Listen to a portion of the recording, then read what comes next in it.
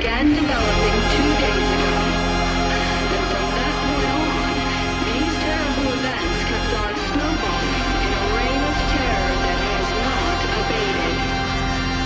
The main advice news reporters have been able to get from official sources is to tell private citizens to stay inside their homes, behind locked doors.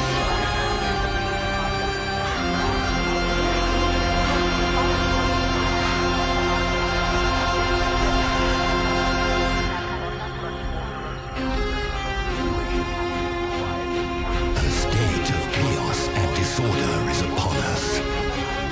Will you take up arms? Will you help us make our last stand? The time is now. Let us be heard as we sing our way into battle.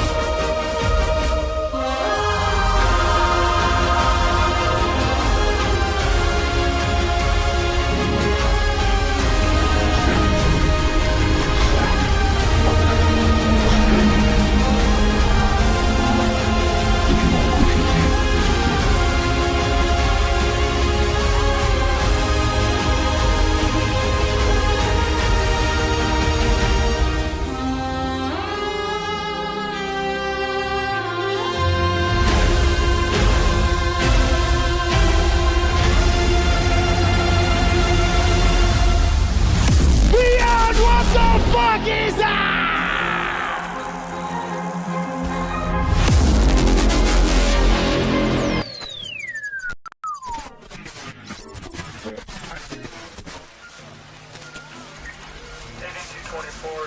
Moving in 3, 2. Good. Dean, nice to meet Nice you. to see you, Dean. Oh, I love that.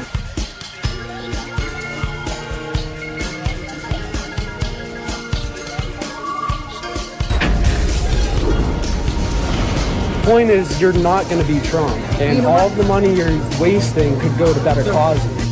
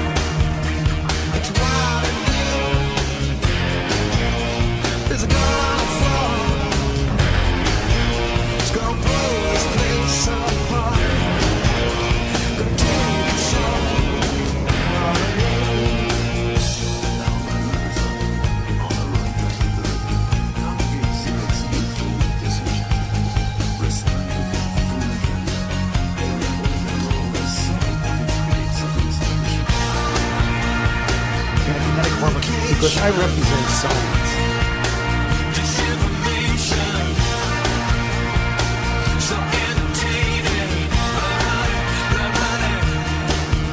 Take a look what happened.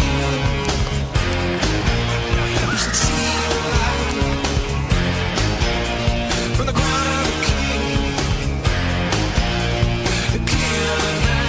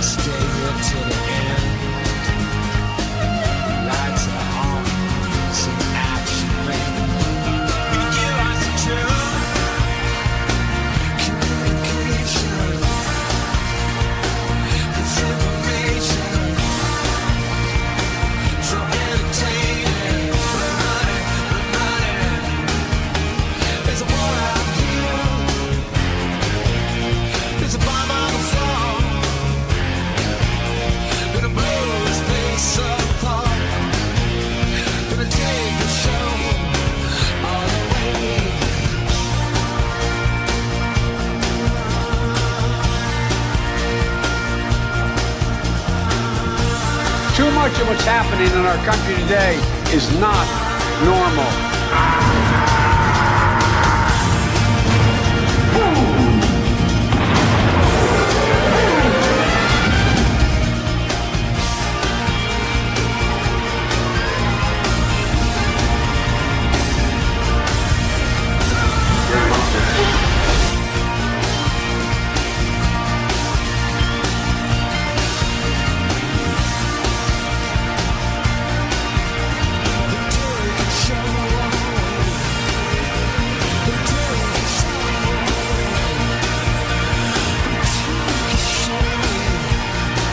Top shareholders of all of these corporations are Vanguard, BlackRock, and State Street, the big three.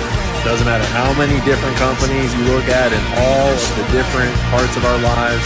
And there's an infinite amount of cash at the Federal Reserve. We will do whatever we need to do to make sure that there's enough cash in the banking system. And there's an infinite amount of cash at the Federal Reserve.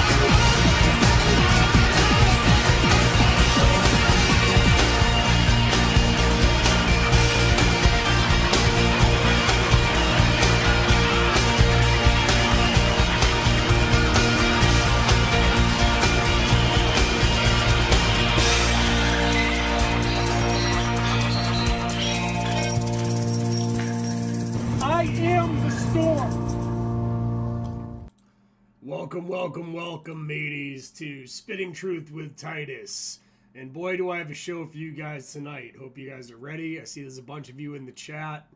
So let's have a good show. And I'll try to read your comments as we go along.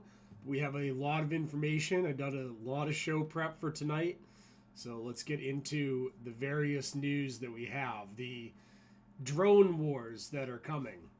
So welcome everyone. Welcome on Rumble and YouTube. I'm watching both the chats there, so nice to see y'all here. Yes, the Sicilian pirates, that's true. They were the original pirates, the pirates of the Amalfi Coast. It's a very accurate statement there. Another accurate statement is the biggest scam to ever exist in the history of the planet is, of course, the Federal Reserve. You know? And it's all about who controls the quantity of money and creating debt-free money, which every government should be able to do for their own people, for the benefit of their people, not the benefit of a private central bank, right? Earlier, colonial scrip had worked because just enough was issued to facilitate trade and counterfeiting was minimal. In other words, the quantity was controlled by the government that issued it. Gold bugs today try to claim that because paper money didn't work during the Revolutionary War, it shouldn't be used today. But keep in mind, it doesn't matter what backs your money. All that matters is who controls its quantity. Will it be your elected officials, or will it be some unelectable banker? Colonial paper money, before the Revolution, had worked so well that the Bank of England had Parliament outlaw it and force America to use only gold money, gold which they controlled. So here we have Donald Trump discussing this, and I need to go grab my headphones. So while this plays, I'm going to run downstairs and grab my headphones real quick. But let's go ahead and play this here. President Trump says the current financial system is outdated and will soon be replaced with the state-of-the-art cryptocurrency framework under the new structure bill. The entire financial system could go down on-chain powered by crypto. That would be nice. Anything but what we have currently, basically. Right now, the entire thing is a giant scam run by a bunch of private, evil central bankers that also run things such as Epstein Island. So let's hear what Trump has to say here. Hold on, it's going to make me pull up Twitter. Americans are unaware that behind the scenes, the technical backbone of the financial system is decades out of date, many, many years out of date. You know that. Paul and others are straightening it out, but payments and money transfers are costly and take days or even weeks to clear. Under this bill, the entire ancient system will be eligible for a 21st century upgrade using the state-of-the-art crypto technology. Who would have thought we would have been saying that 2 years after? Many Americans are unaware that behind the scenes, the technical backbone of the financial system is decades out of date, many, many years out of date. You know that. Paul and others are straightening it out, but payments and money transfers are costly and take days or even weeks to clear. Under this bill, the entire ancient system will be eligible for a 21st century upgrade using the state-of-the-art crypto technology. Who would have thought we would have been saying that 2 years after? Many Americans are unaware that behind the scenes, the technical backbone of the financial system is decades out of date, many, many years out of date. You know that. Paul and others are straightening it out, but payments and money transfers are costly and take days or even weeks to clear. Under this bill, the entire ancient system will be eligible for a 21st century upgrade using the state-of-the-art crypto technology. Who would have thought we would have been saying that 2 years after? Yeah, sorry I've let that play more than once. I had to get the headphones plugged in.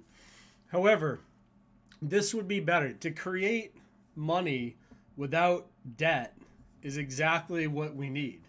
We need 2% controlled inflation, and we need non-debt-based money to be created, like England did when it had tally sticks, which were created without debt and allowed England to become one of the greatest empires on the earth from a tiny little island. They ruled the seas. They were able to create this huge empire because they had debt-free money. And then once the Central Bank of England took over, it completely destroyed them, and now England is being overrun by Islam and immigrants and everything else because they're controlled by the same bankers that control the United States of America.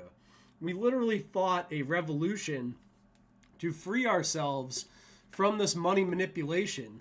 They were flooding our country with fake banknotes during the time leading up to the revolution in tea boxes. That's why the Boston Tea Party happened, because they strategically went onto one of the ships that had a bunch of counterfeit money in the tea boxes. So it wasn't just tea they dumped into Boston Harbor. It was a bunch of fake counterfeit colonial bills that were being pumped into the United States to cause massive inflation, which hurt the economy and made, the average person unable to survive economically. Does that sound similar to what's going on now? Because it sure does to me. And yeah, someone said, yeah, it was on loop. Someone said that 4 weeks and counting. Congratulations. I know. I can't believe I'm still on here. But, I have like a plan for how to keep the channel this time. Last time I was just going hard in the paint, thinking they would never actually delete me, and then they did. And I'm not going to make the same mistakes that I made in the past. That way I can keep the channel. So here you have this guy, Brett Pike. There was no federal income tax the first 137 years in America as a country. Everything changed in 1913 with the Federal Reserve Act and the 16th Amendment income tax. America's wealth was built on productivity and stolen by usury. And the thing is with this is they're not pumping this money back into America. They're building up countries like China and Russia and obviously Israel and these other countries on the Belt and Road system, and they're taking our money and pumping it overseas to use it to destroy us. Like they're setting up for a never-ending war between the West, and what they call Eurasia, which is like Russia, China, Israel, and most of the European Union against us.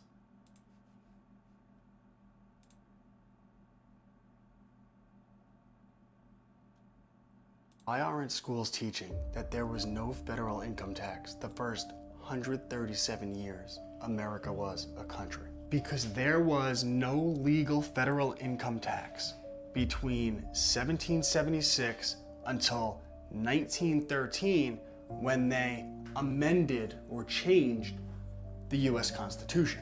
They imposed an income tax for 12 years during the Civil War and in 1894 and 1895, but that was found unconstitutional. It was in the Supreme Court case Pollock v. Farmers Loan and Trust Company, and they struck down the federal income tax. And it remained unconstitutional for another 17 years until 1913, when they passed the 16th Amendment and changed the Constitution.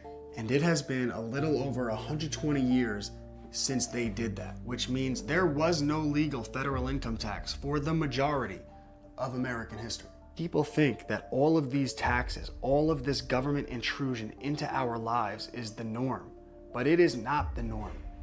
This is the norm. This is 1776, and the reason America was the manufacturing center of the world in 1912. America had the largest and most prosperous middle class in the history of the world. American steel, American oil, American automotive. But in 1913, they changed the Constitution, which was the same year that they created a national bank. So right at the same time as they gave the government the ability to reach into our pockets and take our money, they also gave a small group of powerful bankers a monopoly over the printing of the dollar. And they print money out of thin air. They lend the money that they printed to the government, and the government agrees to pay them back with interest using the money that they take from us. And that is why the dollar has been so devalued. That is why you can't afford a house. And it's why college is so expensive. Because for 137 years, America was about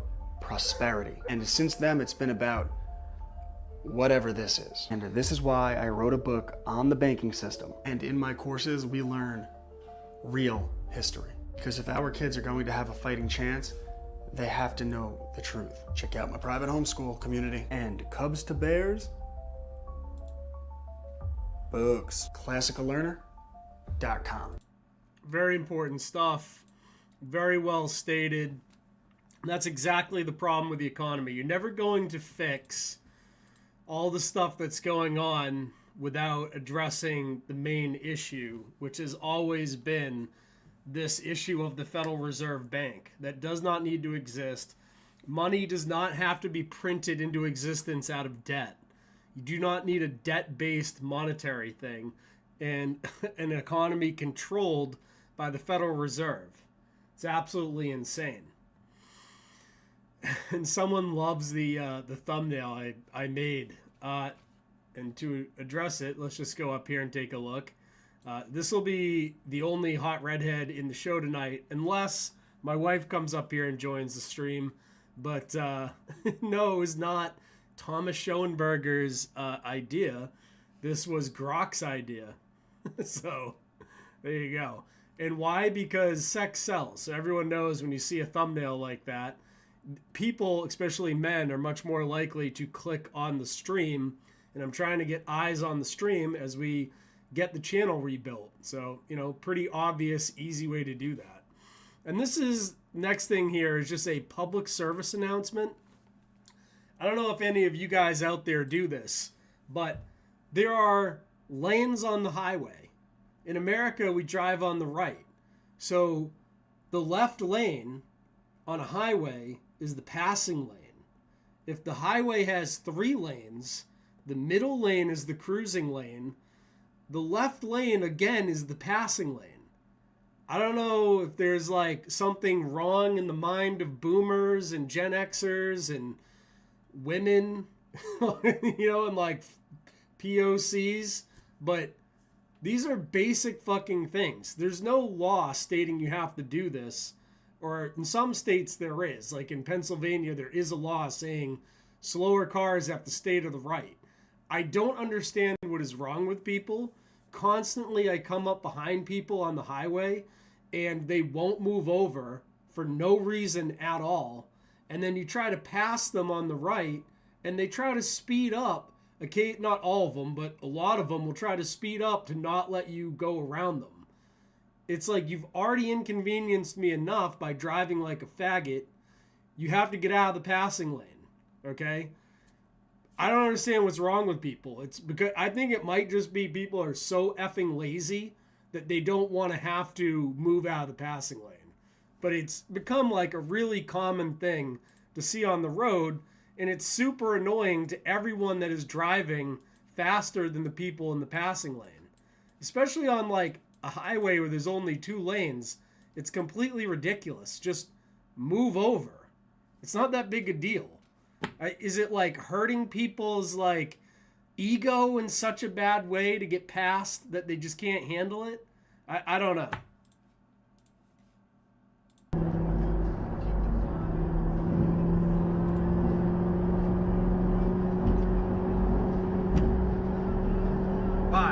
Why is the right lane wide open and the left lane, middle lane clogged up? Well, middle lane doesn't really matter, but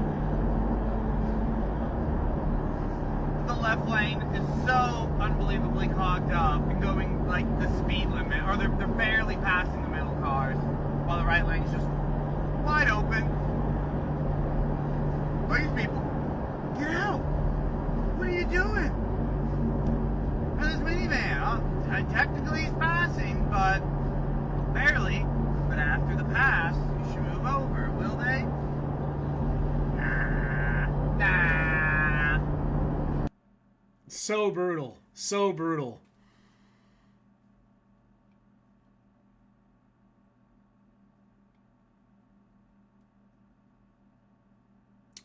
Yeah, I can say Jesuits, you know. It's all the central bankers, like who created the banks, who are the biggest bank holders. You're talking about the dark nobility, you're talking about Jesuits, you're talking about these secret societies, these Satanists that pretend that they're Jewish, but they're really just Satanists. And then they hide behind the Judaism thing so you can't criticize them. It's all one big club and we ain't a part of it, right? This dude's like, he's Titus's handler. Okay, Aaron, sure, buddy. Believe whatever you want, dude. You're welcome to say whatever you want in the chat. If anything you were saying was a threat to me, I would just ban you. But you're welcome to come here with your complete delusions and type in the chat, dude.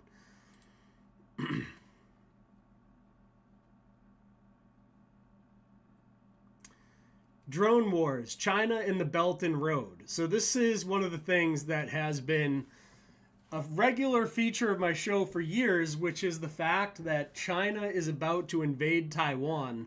Their plans for this are generally 2027.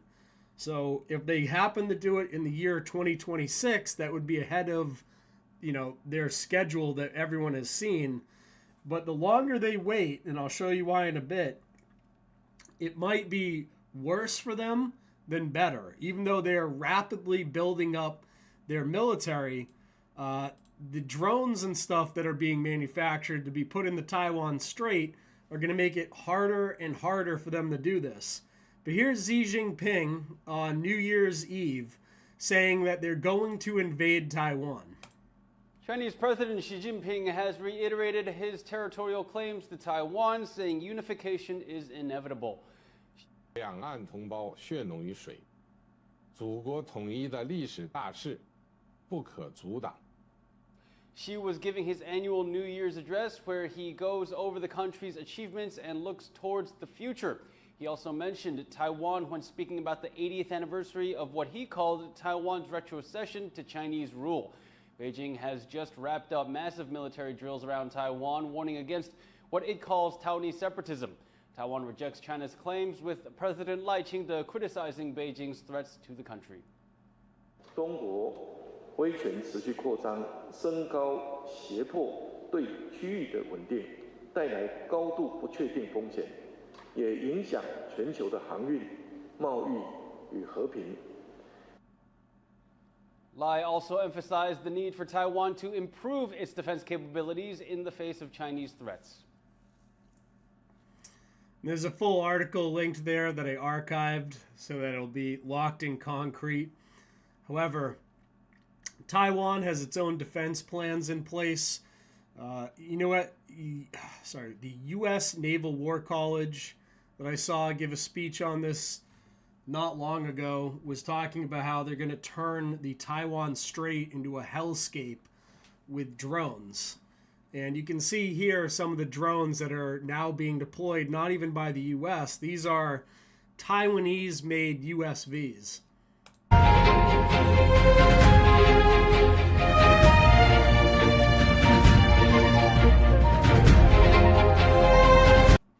I'm going to make the video a little bit bigger here so everyone can see this, because I know some people watch on their phones and stuff. There we go. That's a perfect size.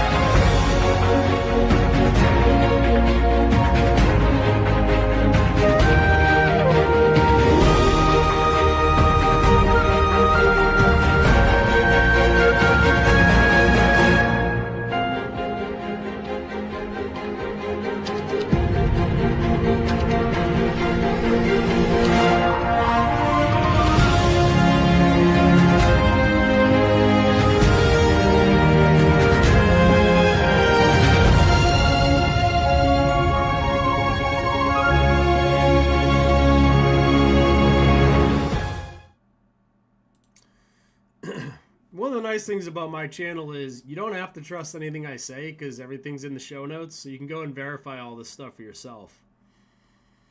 Here you have a container ship turned missile battery spotted in China. And if you guys want to, go back and read any of these articles for yourself or any of that kind of stuff, just go to hive.blog and you'll see the show notes for every show. And right there you can go and verify all these things on your own, which I do think you should do for a lot of people, like obviously. This story comes out of navalnews.com. Container ship turned missile battery spotted in China. So the Chinese are now hiding missile batteries on container ships.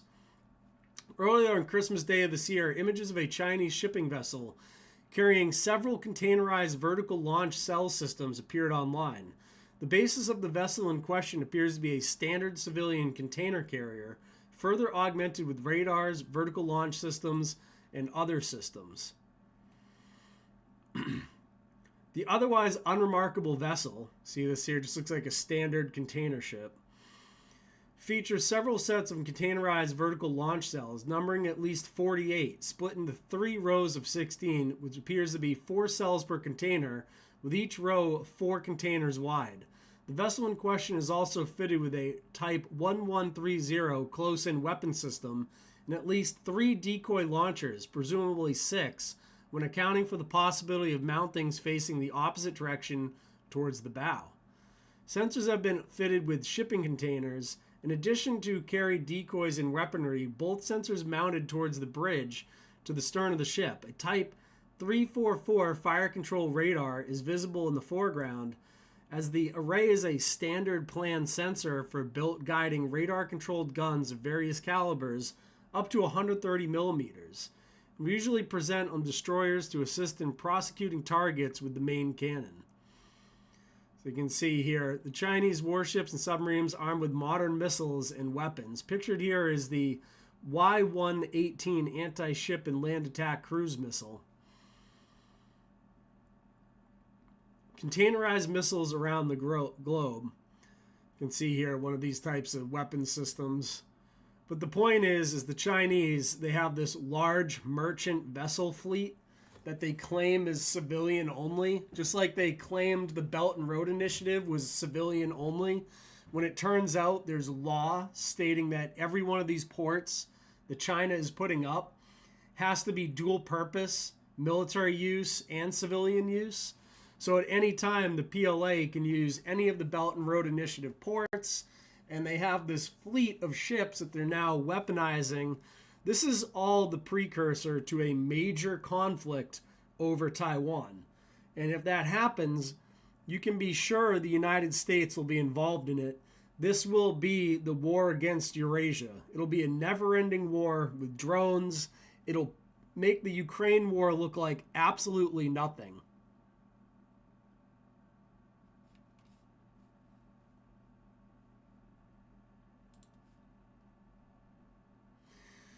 China plans to conquer the Arctic. China's push to master the Arctic opens an alarming shortcut to the United States. So, this is one of the things that is going on as well. China and Russia have a large number of icebreakers, and they're building even more of these things at a rapid pace. So you can see here, it's a little zoomed in. I'll have to go to that one again. Chinese research submarines for the first time traveled thousands of feet beneath the Arctic ice this summer, a technical feat with chilling military and commercial implications for America and its allies. Well, the Arctic Ocean is like roughly 1,000 meters deep, so thousands of feet is possible, but it's only 1,000 meters roughly up there. And how do I know? Because I work with companies that put CTDs in the ocean up there. So it's one of the things that we do, trying to help secure that area for the United States and for everyone that lives in this country. While people spend their time doing internet stuff, I spend my time working with, the military and oceanographic institutions and things of that nature, trying to help secure this country and gather vital information from areas of the globe that are not well researched. There's not a lot of information about what's under the ice, and I work every day on trying to figure that out. The U.S. national security officials say the Chinese undersea expeditions offer fresh evidence of a growing threat from China in the Arctic region, known as the High North. This year, Chinese military and research vessels have operated around Alaska's Arctic waters in unprecedented numbers, the Department of Homeland Security reported in November. For China, mastery of the Arctic travel could yield valuable data about the natural resources awaiting below melting ice and caps, significantly reduce travel time for commercial shipping. All right, I'm not going to let this guy ruin the chat for everyone, so he's gone. Bye. Have fun, dude. No one cares. I'm trying to do a show here. You're not going to just come in and ruin it for everyone else in the show. The Chinese are being more and more aggressive across the high north, said U.S. Air Force General Alexis Gredkovich, the top military leader of the North Atlantic Treaty Organization. Chinese vessels on research missions often give cover to military purpose, he said. China has declared itself a near-Arctic power, an informal designation Beijing hopes will place it alongside U.S. and Russia. China's foreign ministry says its activities in the Arctic are reasonable and lawful, contributing to the maintenance and promotion of peace, stability, and sustainable development in the region. Beijing forces new Arctic shoutouts. So you can see here, shortcuts. You can see here the very close proximity between the United States and Russia. And obviously the Chinese and the Russians are now sending a ton of vessels through this area as the Arctic melts. And as I've said continuously, we're entering into a new ice age. And as that happens, the Arctic melts and the glaciers start to descend southward from there.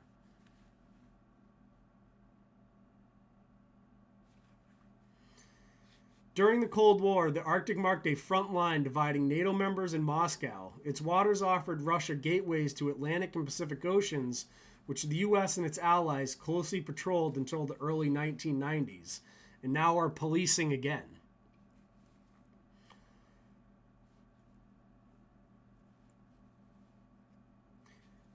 China in 2015 updated its national security law to include defending national interests in the polar regions, seeking unfettered access to new sea lanes and resources, said Ryan Martinson, an associate professor at the U.S. Naval War College's China Maritime Studies Institute. There is much evidence, he said, that China's goal is to conduct naval operations in the Arctic Ocean. Beijing says its commercial and research vessels in the Arctic waters are peaceful. That was accurate until recently. According to Rob Bauer, a retired Dutch admiral who served as one of NATO's top military officials until this year. Beijing, in addition to staging joint air patrols with Russia, is now sailing Coast Guard vessels that resemble frigates near the Alaska coast, he said. They're basically warships. but they're painted white, Bauer said. Joint patrols with Russian Navy ships indicate China's aim is gaining military advantage. He said, not coastal security. When more ice melts along international waterways in the high north, the same shortcuts used by commercial vessels could speed China's Navy into the Atlantic, he said. So it's become a major threat, absolutely. And it's not something that you hear about pretty much anywhere else on any truther channel. No one's covering this kind of stuff because they don't know about it. But the Chinese, they have all types of stuff going on, like the picture of this thing here, which is one of their unmanned underwater drones. Right?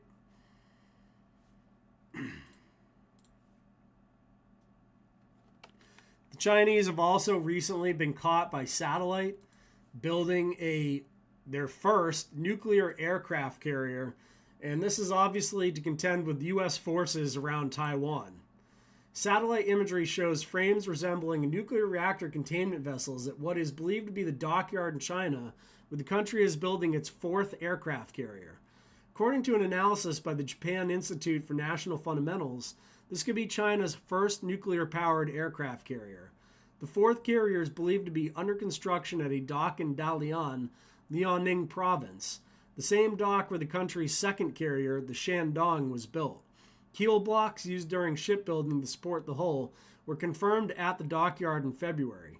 In November, part of the hull appears to have been assembled, and two frames, each measuring 16 meters long and 14 meters wide, were found inside the hull. The frames resemble the size and shape of a nuclear reactor containment vessels on U.S. nuclear-powered aircraft carriers, according to Maki Nakagawa, a researcher at the institute. Maki Nakagawa-san, a researcher at the institute. Other than the United States, France is the only country that possesses a nuclear-powered aircraft carrier. 2 reactors are typically said to be installed to ensure that a ship can continue sailing even if one reactor malfunctions. But I have to wonder here, the advancement of drone technology, is China building just huge targets for drones? I mean, is large nuclear-powered aircraft carriers really the future of warfare, or is that the past of warfare? How long are pilots even going to be in planes? I just don't know if this is a great use of their resources or if building swarms of drones to resemble, the worst parts of the Bible is a better idea. The Chinese military already has nuclear-powered submarines and the technology to use nuclear power for propulsion. China's 3 existing carriers are conventionally powered. To counter U.S. forces approaching in a Taiwan contingency, the country is developing the ability to deploy carrier strike groups to distant waters in the Western Pacific and elsewhere. It was also suspected to be developing nuclear-powered aircraft carriers, which can operate for longer than carriers running on conventional power sources.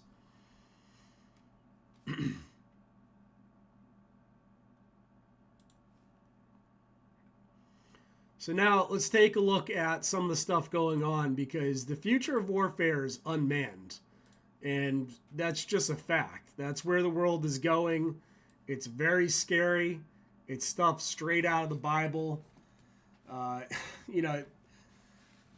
Bible talks about like these horrific things that are going to be coming for all of us, and all of humanity will be wiped out by these things if it wasn't for the return of Christ.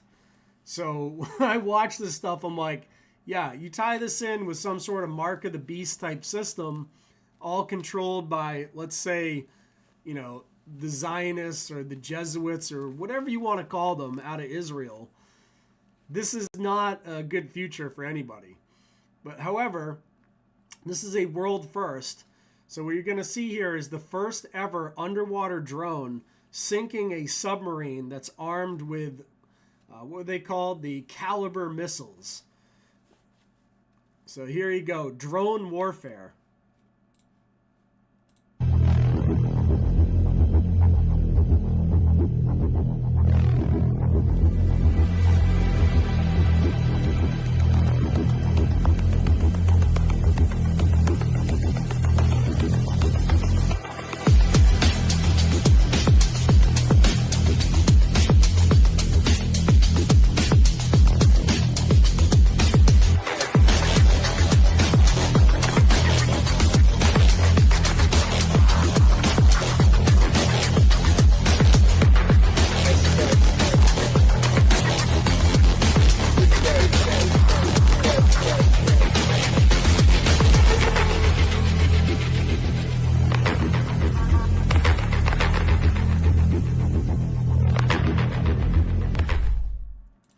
that's the danger with these types of drone systems, is they can sneak right by a lot of standard acoustics and stuff like that.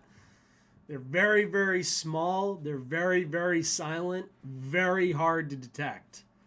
Okay, and Russia does not have the oceanographic equipment to be able to detect these things, in my opinion.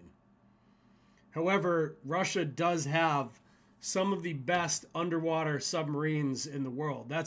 Russia really excels in their submarine warfare department. They're not so great at the aircraft carrier thing, but underwater they are still very deadly. Okay? And this is why we cannot have, a lot of people don't understand this, but the Department of Defense recently shut down all of these offshore wind farms. And it's not because, wind farms are green or whatever. Wind farms present an extremely dangerous thing for our national security because of these underwater drones, okay? Offshore windmills compromise the national security. They've been shut down by the Department of Defense for very valid reasons, mainly because they create a blind spot that our underwater acoustics cannot detect objects in, such as underwater vehicles, also known as drones. Having these near major cities offshore provides perfect hiding spots for underwater drones to sit and wait and launch attacks from, as we cannot detect what's inside these windmill areas. So not only this, but the maintenance of these offshore windmills is extremely expensive, and the companies that have been contracted have no obligation to maintain these things or remove them if they fail, leaving the burden on the taxpayer while also compromising the taxpayer's national security. Lastly, the offshore windmills are killing marine wildlife such as whales. So they're not environmentally helping at all. They're literally killing whales, which are, extremely important to the natural ecosystems. But the main thing with these are they're putting these things off the coast, off near major cities in the United States. It would be very, very easy for China or Russia to hide a XLUUV, which is an extra large unmanned underwater vehicle, which can carry cruise missiles that carry nuclear warheads on them. They could hide those in these windmills, and the U.S. military would have no way of detecting these things. So we cannot have these. They're trying to put them up all over the place because stupid fucking liberals and compromised politicians, but they cannot be put in.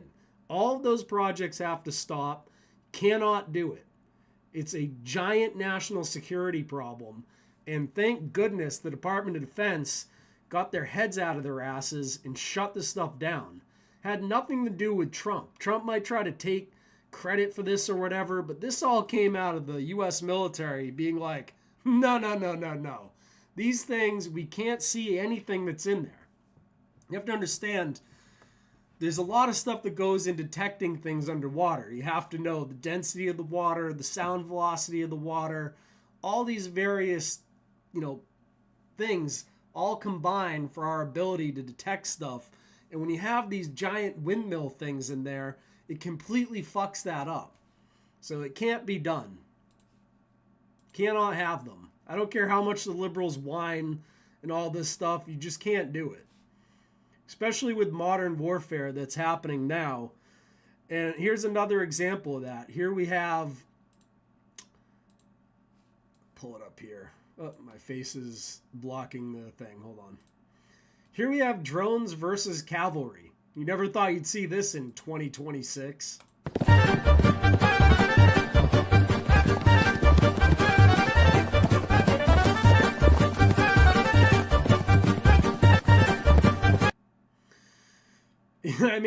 Unbelievable. There's still people riding horseback into warfare. Yeah, that's from Ukraine, and that's recent. And they're putting lasers on all types of stuff now, not just satellites. They're now putting them on all types of drones and They want them on jet fighters and everything else. United States Air Force taking another run at airborne laser weaponry. Laser Wars previously reported that the Air Force fiscal year 2026 budget requested zeroed out funding for airborne laser weapons, like no more. But that's not actually true. Development under its high-powered solid-state laser technology project, with the service stating it planned to stop work on any testing. Right? So they weren't going to do this. But oh wait, turns out further inspection of Air Force budget document reveals $48 million under the Service Lasers Technology Project to continue the maturation of critical subsystem technologies for an airborne laser weapon system in preparation for laser system technology demonstrator development expected to kick off in the fiscal year 2027. And one of the things with this is, with the HEL laser, the laser, why it works in space, not in the air, is because if you read the fine print, it has to accumulate in a vacuum space. So when they make the laser like on a satellite, it reaches a focal point outside of the satellite in the vacuum of space, and then that is able to be directed where they want. You don't have a vacuum of space when you're flying like a helicopter or a drone. So it's much harder to make these systems work in the atmosphere. But this stuff is continuing on, right? This has been going on for a very, very long time. I've been reporting on DEWs and been called crazy for a long time, but they're very real. The militaries are very interested in these things. They have laser weapons and DEWs on all types of naval warships now, and they're trying to put these things on aerial combat systems. Who was on that horse? It was some poor Russian bastard. Okay? I have no idea. And you can see here,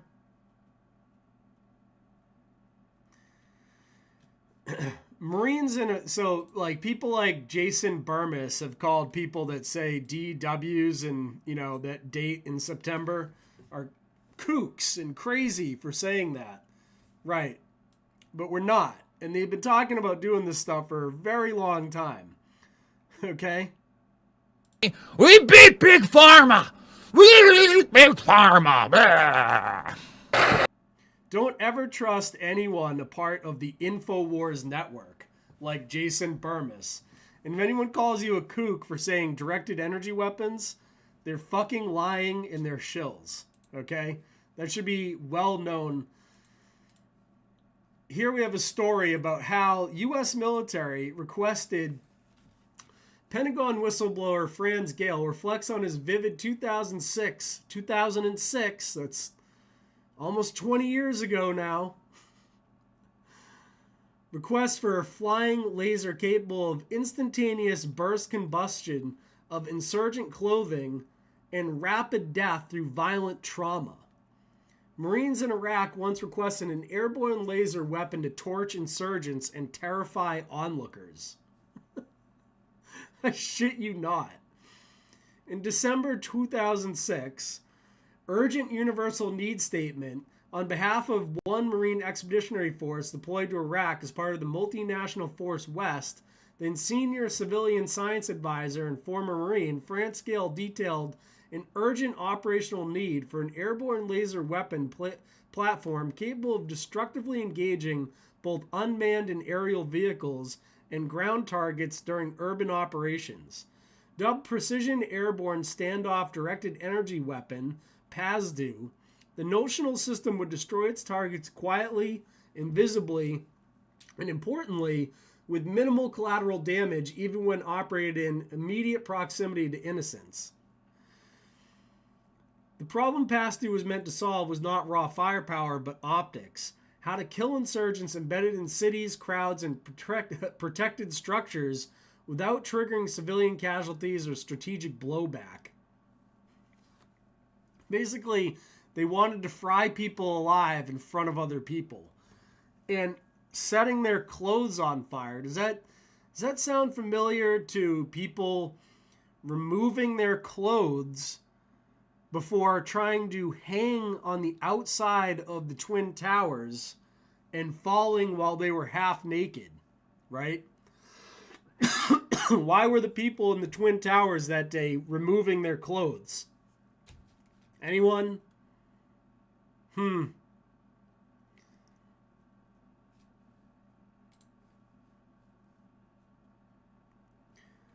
Drones hitting fuel train in Crimea. So this is, like, if you pay attention to this kind of stuff like I do, this stuff is just getting worse and worse and worse. Like, there's all types of UAS activity in Ukraine. It's basically a drone war.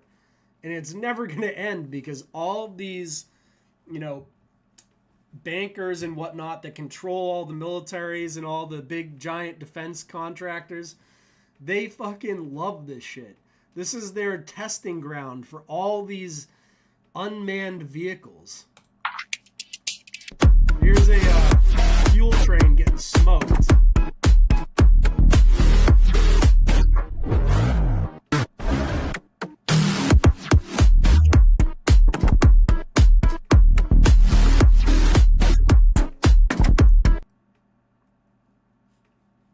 Yeah, go watch the videos. All the people were ripping their clothes off. People were hanging outside the towers, hanging by one arm, using their other arm to rip their clothes off. Why would they do that? Why?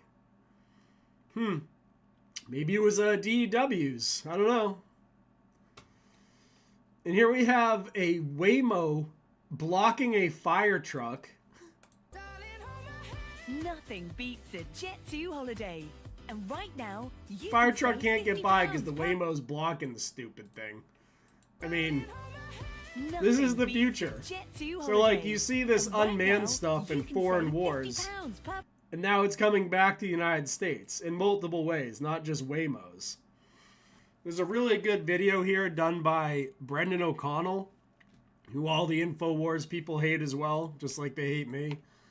Brendan O'Connell covered a lot of, like, interesting stuff in this. If I can skip to about 9:50. You have to remember, all of this stuff is compromised by the Israelis, right? So all of these, like, drones and all these things that they're unleashing, the Israelis have backdoor access into all this stuff, just like they have the ability to shut the power off in countries. And you thought COVID-19 was bad. If Israel shuts the power off to a country, that's going to make COVID-19 look like absolutely nothing. You could kill 90% of the population, turn people into cannibals in like 2 weeks if you shut the power grid down, right? And all of this is connected to that. Like, it's all the Internet of Things, and all these drones are connected to this type of stuff. So let's just watch a short little clip of this. This is called Israeli Drones Worldwide. We wanted to impress the Japanese, show them our reach. They loved the live drone feeds. This is over Pakistan right now. They were not as thrilled to learn that we wanted them to help us spy on the Japanese population. They said it was against their laws. Of course, we tapped the entire country anyway. And we didn't stop there. Once we owned their communication system, we started going after their physical infrastructure. We'd slip these little sleeper programs into power grids, dams, hospitals, and the idea was if the day came when Japan was no longer an ally, it'd be lights out. And it wasn't just the Japanese. We were planning malware in Mexico, Germany, Brazil, Austria. I mean, China, I can understand, or Russia, or Iran, Venezuela, okay, but Austria? You're also being ordered to follow most world leaders and heads of industry. You know, you're tracking trade deals, sex scandals, diplomatic cables to give the U.S. an advantage in negotiations at the G8, or leverage over Brazilian oil companies, or helping to oust some third world leader who's not playing ball. And ultimately, the truth sinks in that No matter what justification you're selling yourself, this is not about terrorism. Terrorism is the excuse. Exactly. Yeah, dude is a bit unhinged, but who isn't when you have to look at this kind of stuff all day long, right? Yeah, if you watch the documentary I did about InfoWars from 2022, I showed that Nick Fuentes is promoted constantly by InfoWars. He's on their website. He was on their like private video platform, whatever the hell it was called, like Infowars.tv. Nick Fuentes is a product of InfoWars. He's part of the same network of shills as Alex Jones.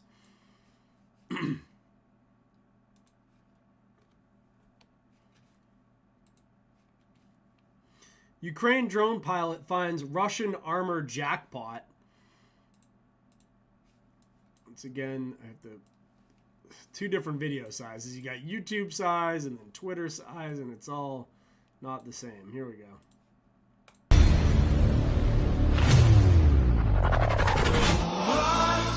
I just died on your arms tonight.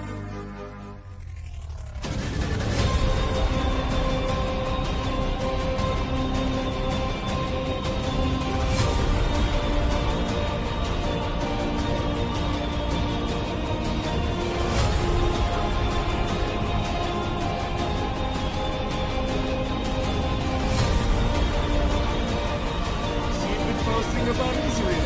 Here comes a drone to your frog door.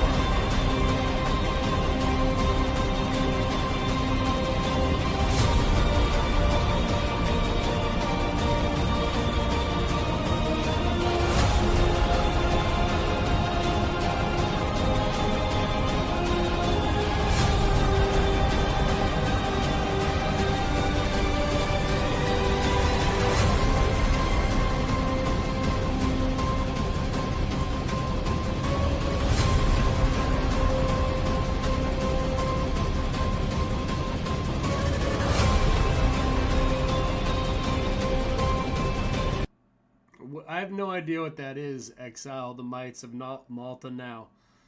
What's taking Alex Jones so long to figure out about Peaceful Carnation Revolution of Portugal 1974? I've never even heard of that. So, I have no idea what that is, honestly. Here's a Firestorm Tempest launching via rocket-assisted takeoff. It's pretty crazy to watch.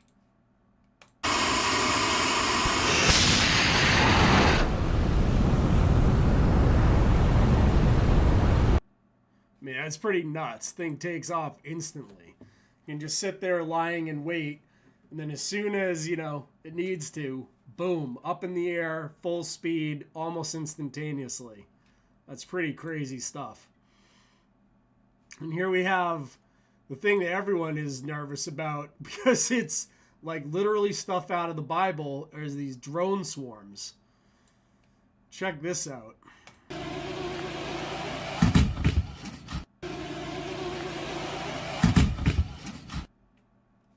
Isn't that nuts? This whole bunch of these things flying into... Obviously, this is a test. But still. How do you defend against that? Like a swarm of these things coming at you. I mean, look at this. They're all suicide drones. They're just equipped with, like, explosives or whatever. You can see here, coming out of BusinessInsider.com... Robotics Industry Insider says the future is one soldier backed by AI controlling swarms of drones. Did you ever think you'd see soldiers looking like this in the year 2026? But this is the future of warfare.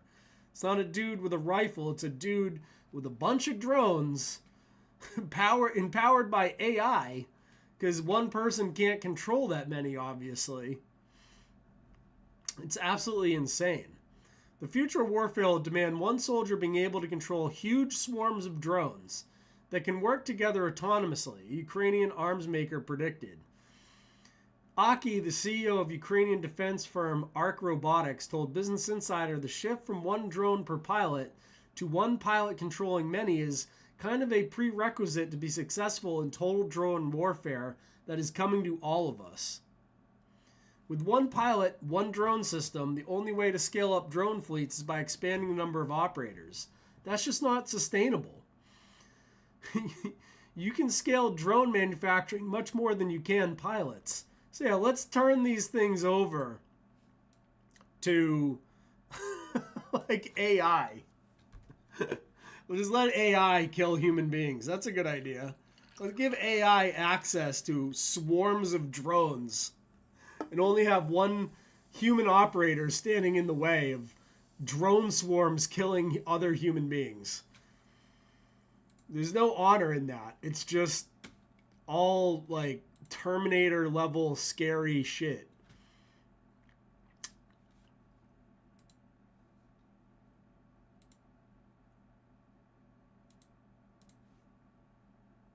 The counter UAS industry has become extremely lucrative. There's lots of companies out there trying to figure out how the hell are we going to defend against these things. This is one called the Bullfrog out of Allen Control Systems. See you just smoking drones from a distance.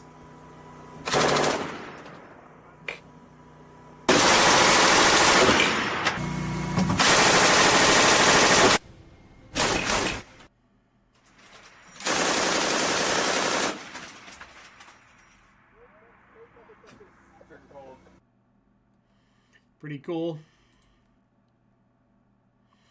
They're saying the Israeli officials are now calling the recent Gaza conflict the first robotics war because of how many drones were used during the recent Gaza conflict.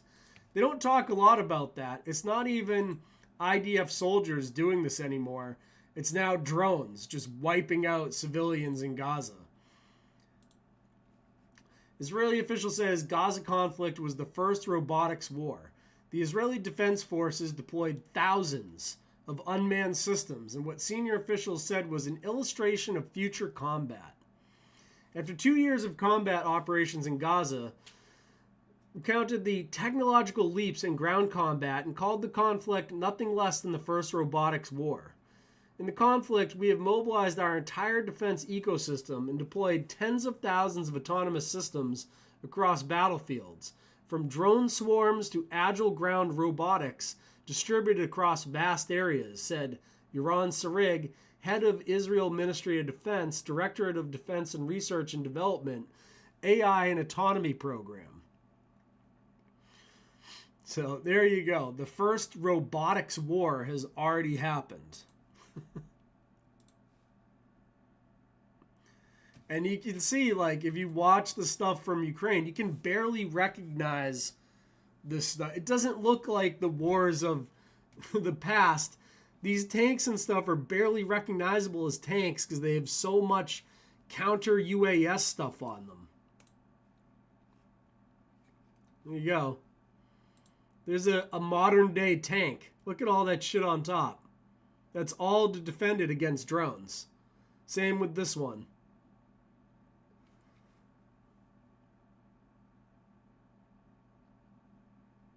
Yeah, it's crazy, Katie Cat. It's experimental warfare against the people of Gaza. And you're like, well, at least that's not us, right? Except this will all come back home to roost. Just like after, the Iraq war, we started seeing local police with MRAPs and stuff dressed like they were going to fight a war in Iraq, except they were going to fight a war in the streets of Detroit. You know what I mean? Like, this is what happens. This stuff comes back. Because when war becomes endless, it ceases to be a war against a foreign adversary and it becomes a war by the government against its own people. And just think of how long the Ukraine war has gone on. This is all a war against us. All of these weapons of war will one day be used against average American citizens. Then on 12th from Cambria, we're going to be behind a stolen vehicle. Oh, you won't sign up for the Mark of the Beast? Good luck. They're going to use drones to keep you in line. Unmanned systems to keep you in line. You won't even be able to appeal to the human nature of these things because they'll be robotics. It just won't care. Or for Prince. Here's Philadelphia police using drones in 2024. Got a drone unit available. Drone unit available. Yes, operations. That's correct. Our drone has him on the roof, adjacent to the property. Back in the house. He went back through the roof deck on the top.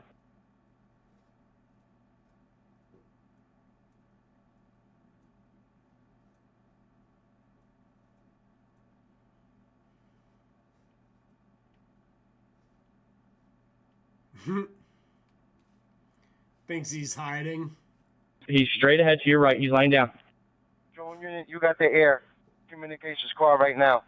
Yes, sir. They're taking him into custody. Again, 25 district on assist on location. There you go. So now police departments have drone operations. Good. The world we're moving into is a very scary, scary place full of unmanned systems that will be used against human beings.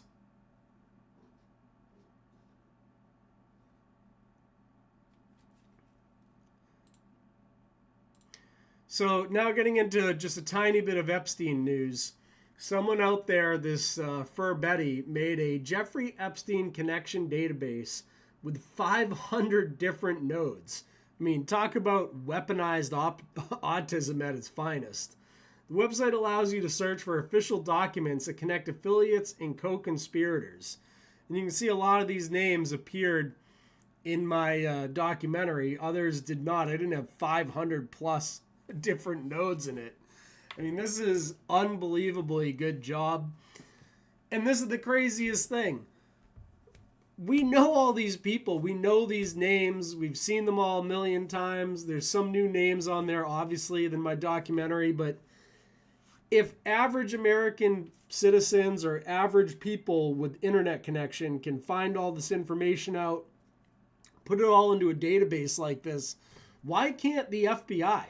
Why can't any sort of police do anything about this? You know, these are just human beings that are connected to this dude. No arrests. We're now in the year of our Lord 2026, and there's 0 arrests of anyone connected to the Jeffrey Epstein thing. None. Like, oh, they got Ghislaine Maxwell. She was one of the, 2 people running it. You know? Why haven't they arrested Leslie Wexner, Prince Andrew, any of these people? You know, Bill Gates, Bill Clinton. If you think Trump is that connected to it, why, is he still president? If he's blackmailed by a foreign Israeli, Mossad operation or joint, it's really a joint thing that was going on because there's court documents showing Epstein was an FBI informant. There's all types of connections between Jeffrey Epstein and the CIA.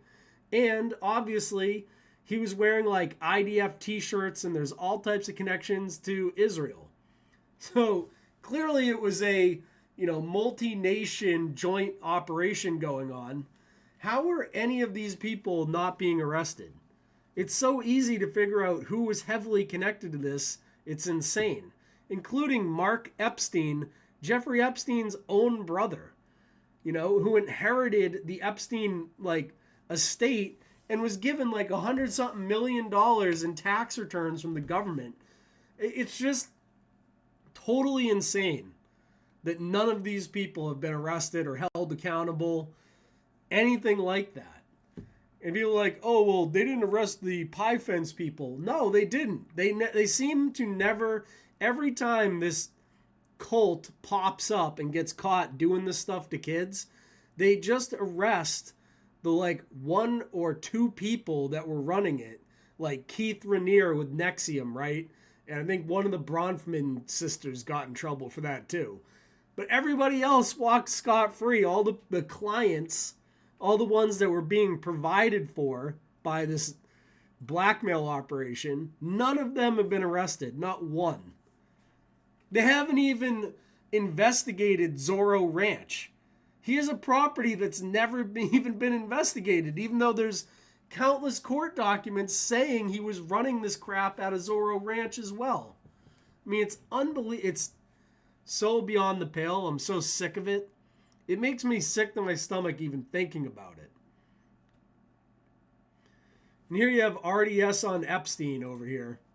Epstein was basically a penniless moron who couldn't graduate from college, and they placed him in a school, and then they sheep-dipped him at Bear Stearns, and then Les Wexner, who appears to have had an affair with him, then funded him as a fake billionaire, and that was the launch. Now, Epstein wasn't smart enough to actually run a prostitution ring. That's all Ghislaine Maxwell, okay? Ghislaine Maxwell, as best I can tell from secondary sources, was running a prostitution ring for the Mossad in New York City. It included children, but they needed a boy and bring people in and kind of basically take it up to the presidential level. And so Jeffrey Epstein was managed by Ghislaine Maxwell. And one of the things people don't understand is that the Mossad doesn't just blackmail people for political influence and for money for Israel. They also blackmail corporate chiefs and others to gain special access to the computers so that they can plant backdoors. This is how Robert Maxwell made his name, with a software program called Promise that installed backdoors in all these government computers. They use these computer backdoors to get advanced knowledge to do insider trading.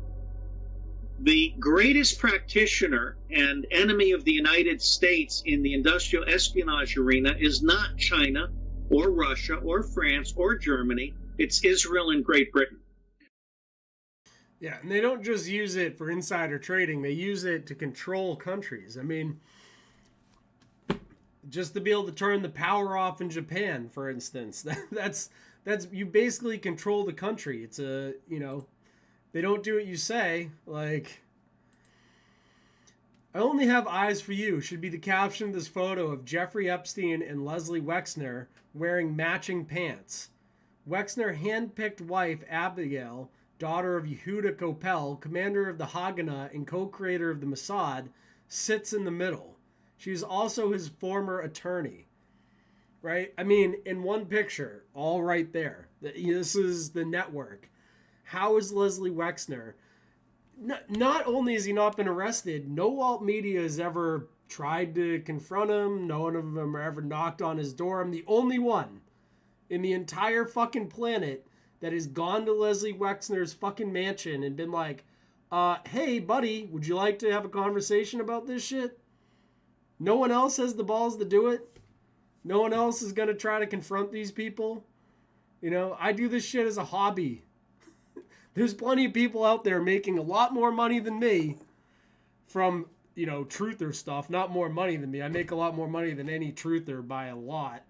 But this is ridiculous, you know? And I risk all of that.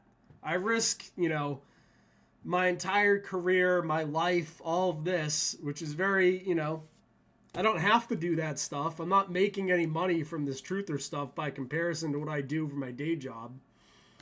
But somehow I'm yet the only person to go after Leslie Wexner and be like, hey, fuck you. You know, we can come to your house and knock on your door. It's unbelievable. And here we have Sultan Ahmed bin Sulayem, close friend of Jeffrey Epstein, wearing Leslie Wexner-owned Abercrombie & Fitch t-shirt. Sulayem is seated next to Epstein at Victoria's Secret 2005 fashion show. In 2024, A&F CEO Mike Jeffries was arrested for prostitution and sex trafficking. It just never ends. Oh, here's one of these clowns that's never tried to confront any of these people. Johnny Vedmore, the fakest shit I've ever seen in my life. Okay? This dude is a total communist fag and an absolute clown. This is how he blocked the door to his hotel room. Tell me in, like, the simplest way how if you just open the door, that table wouldn't slide and the chair wouldn't just slide out of the way. Like, does anyone... He came up with all types of shit on his Twitter. I went to his Twitter for 2 seconds, and this is the type of crap I saw. He was like, oh, I had to use a fake name and use that to get an Uber so that I could sneak to the Italian airport. Yeah, fucking right, dude. This is the biggest, larpiest shit on fucking earth. Okay, and this guy has attacked Jeffrey Epstein victims on behalf of Whitney fucking Webb. His like wife or girlfriend or whatever the fuck she is to this dude. These are the fakest fucking people on earth, and that's why they're the ones who get promoted. This is why Whitney Webb gets promoted, because she's a limited hangout. She even called her thing unlimited hangout, yet it's a limited hangout. It's unbelievable how fake these people are. I mean, just look at this fucking shit. That is the fakest fucking shit I've ever seen in my life. If you open the door, the table will just slide out of the way. Why wouldn't you put the chair against the door directly? Oh, because this is all just stagecraft to make you think they're legitimate. It's absolutely ridiculous. You can see here, this is person, Johnny Vedmore, spent years harassing me at the request of his baby mother at Whitney Webb. This is Kirby Summers, who's a confirmed victim of the Epstein ring. Oh, and he has proof that I run a trafficking ring with the letter provided by the nutcase niece of Jeffrey Epstein's former business, Stephen Hoffenberg. Right? I mean, it's unbelievable that people champion these fucking clowns. And you'll hear all these fucking jackasses from Adam Green, who attacked me for going at Whitney Webb. Why does Adam Green fucking care about Whitney Webb? Why is he attacking people? And the other thing is, how many people has Adam Green turned away from Jesus Christ because Jesus Christ is a quote-unquote Jew, even though all of the descriptions, first-hand accounts of Jesus said he had blonde hair and blue eyes? Does that sound like a modern-day Jew to you? Or do you think maybe the ancient Israelites are the modern-day white people? Who has spread God's world across, the entire planet? Is it the Jews or is it white people? Who are God's real chosen people? Is it white people or is it the ones that hump a wall all the time? And why is Adam Greenberg fucking attacking Brendan O'Connell, attacking me, attacking Jesus Christ? You know what I'm saying? Like, it's an absolute network. And who else promotes Whitney Webb and all that? Oh, yeah, that's right. Jason Burmis and all the people connected to InfoWars. It's just the shill network. It reveals itself all the time. And it's very easy to spot when you've been in this game for 12 years like me. A lot of other people can't see it the way I see it. But when you've been at this, I've never been to Israel. Adam Green has. Let's put it that way. And I called Johnny Vedmore gay. I just said in his replies, "You are gay." And he blocked me after he left this comment. You say that with a mouthful of Elon Musk's cock. Yeah, dude, because I really give a shit about Elon Musk. Okay. It's unbelievable. Here you have the Israel and alt media stars. So I have a question for everyone. Is Trump Jewish? Let's see this guy address it, because I'm pretty sure he is. Is Trump Jewish? Like, I'm asking for real. Like, I've been sent a lot of videos, and I'm asking this so you can comment below, but is he Jewish? Because I saw that his daughter converted to Judaism, and then I saw this very disturbing video where he pretty much confirms the question that I'm asking, but is he just saying this? But this is with Mark Levin on stage where he says, it's true, it's true. And these people do like Israel. Hold on. And he loves Israel too. It's true. 2 seconds. Just 2 seconds. 6 years ago, I was up here, and I said, "This is our first Jewish president." It's true. Now he's the first Jewish president to serve two not consecutive presidencies. We thank you That's for right. everything. That's right. Bad things happened on the second one. Namely, the election was rigged. And we found out, and you see Did that happening. nothing. And you are the You greatest. found out and did nothing. And then I saw this video. This is alleged because I don't know, but I think we should probably talk about this video if it's true. Donald Trump converted to Judaism 2 years ago, according to White House official. There it is. That's his blog. He said, President Donald Trump converted to Judaism 2 years ago and joined Chabad Lubavitch synagogue in New York City, according to a high-level White House official. Chabad Lubavitch is connected directly to Vladimir Putin. And I have a little question. Do you really think that God can't see what you're thinking because you put a little thing on your head?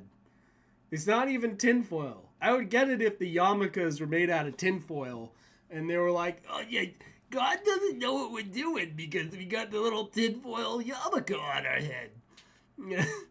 We can go hump the Shekinah wall and he won't even know what we're thinking, that we're actually humping a wall. We got that glory hole all to ourselves. And I have a special refrigerator where the light turns on by itself so I can open my fridge and turn the light on Saturdays.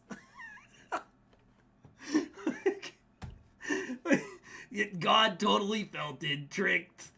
I got the tinfoil yarmulke on. Mr. Goldberg says the story has allegedly been held by CNN's editors for months, but is due to be released within the next few days. David Elias Goldberg, a fellow at the Jewish Center of Anti-Semitic Study, has also interviewed the White House source. According to the source, Trump was pushed by his daughter Ivanka and son-in-law Jared Kushner to join the faith. At first, Trump resisted, stating it would threaten his base of evangelical Christian voters. However, he had a change of heart and officially converted in early 2017. The ceremony was held in private and closely guarded for nearly 2 years. And then I saw that he said this, which was really alarming, actually, as a Christian. I don't think there's anything going to get me in heaven. Okay, I really don't. I think I'm not maybe heaven bound. Anyway, He's down for Jewish heaven, though. It's a little hot down there. It's like West Palm Beach. Yeah, this is Robert Kraft. Robert Kraft is now taking over the channel, guys. And here we have, what the fuck is going on in Texas? Yeah, what the fuck is going on down there? Okay? We have them giving all types of money to Israel. $4 million in tax dollars from one town in Texas. Well, a town in Texas. Oddly, Alex Jones, who's in Texas, didn't cover this. Has over $4 million of its own local tax dollars being sent to Israel. When they audited their books and found this, the town of St. Marcos decided to stop that aid. Now Governor Abbott, Greg Abbott of Texas, says you actually can't do that. It's against the law.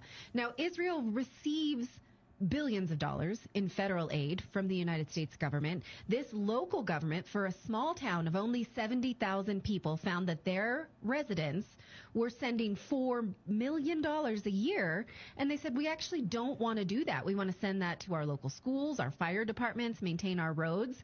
And the state is saying, you cannot do that. You must continue to send that money to Israel. Now, this is not quite a cut and dry story. It's outrageous that the governor is saying, no, you need to keep sending your local tax dollars to Israel. And he has his own crazy reasons. But the bill was also a little bit strange, too. This is, again, a town of 70,000 people sending over $4 million per year to Israel instead of the local priorities that they wanted. They drafted a resolution to stop that, and Governor Abbott said, you can't do that because it's anti-Semitism, so they are obligated to send their money abroad to Israel. Here is his tweet about it, and then also he wrote the letter. He says that this is against state law. What law? Well, actually, there is a law in Texas that no government entity may enter into a contract worth $100,000 or more unless it includes a written verification that the entity does not boycott Israel and will not boycott Israel during their term. So this is basically an anti-BDS law on the books. The town, though, the resolution itself is a little above its britches. It's a bit crazy because the resolution of the town calls for a ceasefire negotiation in Gaza. How can a small Texas town do that? And it calls for Israel to remove itself from Gaza. Okay. Again, that's a little insane how a small town in Texas can do this. But what they want to do is try to reallocate their own money. And the governor is saying, no, you can't have your own local priorities. Now, this is not, again, a part of the BDS movement, which calls for Well, I mean, James, that money was promised to us like 7,000 years ago, okay, hon? Like, that's our money. Stop trying to steal our money over here. We needed to relocate the Gazans to Somalia.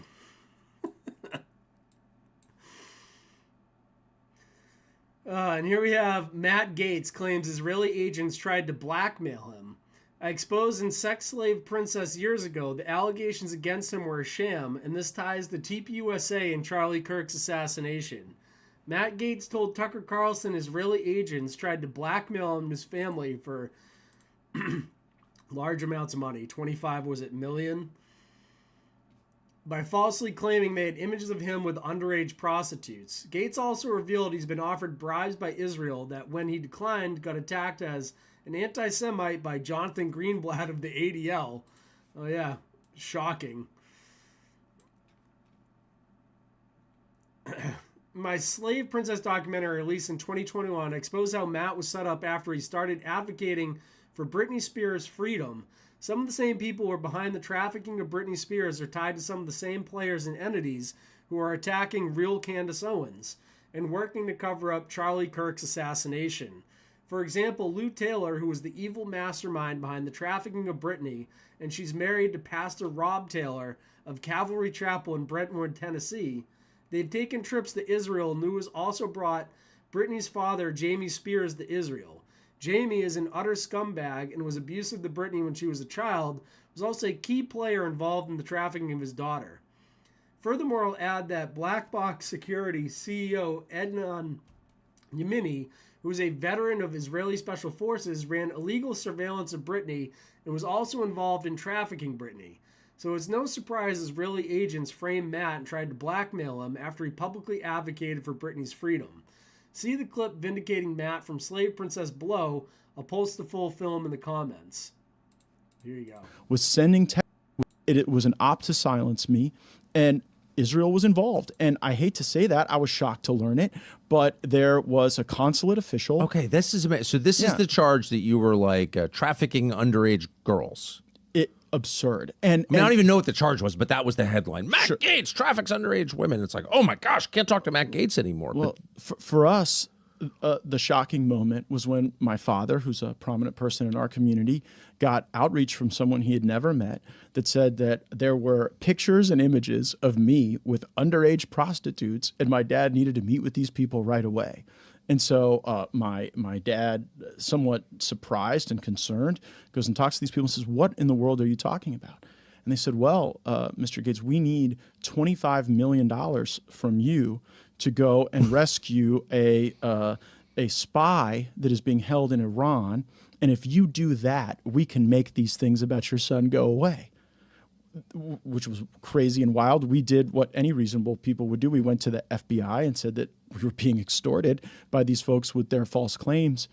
And we later learned that this consulate official working for the Israeli government was sending text messages to Scott Adams, of all people, the Dilbert cartoonist, saying they were expecting my father to furnish this $25 million payment and that would be evidence of my consciousness of guilt. For the American FBI agent grabbed on an Iranian island maybe 18 or 19 years ago. And I don't know anything about this person. I don't know if the person's dead or alive, but it was troubling and concerning to me that someone who was getting paid by the Israeli government was involved in a criminal shakedown of a U.S. congressman.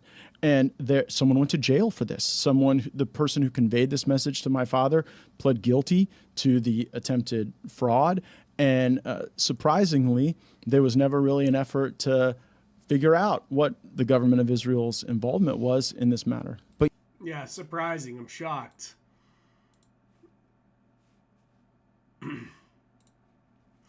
So we have the fake alt media. The new media has officially become the legacy media. Candace is evil. This is extremely dangerous for our democracy. This is the propaganda power of the establishment. So you see all these guys saying the exact same thing.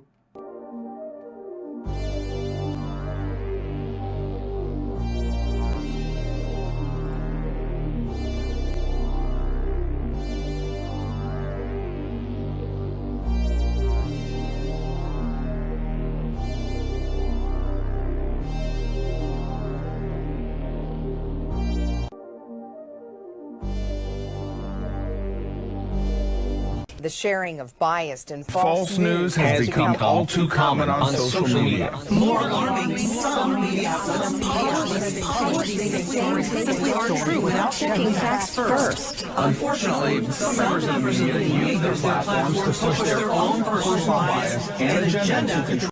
It's so obvious when you see it. The alt media is the new mainstream media. None of these alt media stars are your friends. Just because they're on YouTube doesn't mean that they're your friends. I mean, look at this crap. Alex Jones has completely lost his friggin' mind, by the way. I'll just say it. Candace Owens is the new queen of black-pilled Q. It was white-pilled, insane Q that thought everything was fine and get your popcorn. And now the dark Q has risen. I don't say that because she's black. You say that because it's a psyop that you're pushing. Let's go take a look at how Alex Jones sees himself. I mean, what the fuck is that? What the fuck am I looking at on the screen right now? Okay? It's unbelievable the amount of bullshit coming out of Alex Jones recently. Un-effing believable.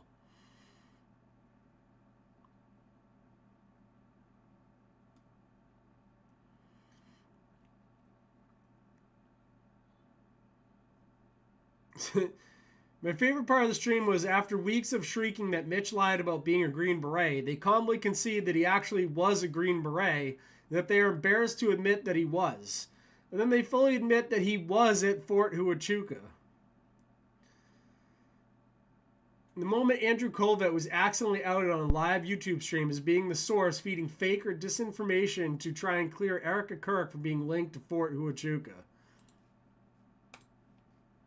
The comments on under Alex Jones's stuff, dude's getting bodied like, left and right. Like if you just go and like we pull this up, right? If you go to Alex Jones and you pull this shit up and you go down to the comments, you will like I have to sign in to see him. Ay. Okay. Let me do that real quick.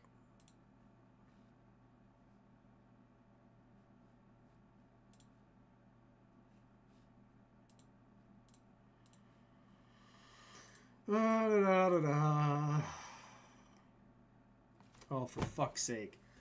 Two-factor verification nonsense.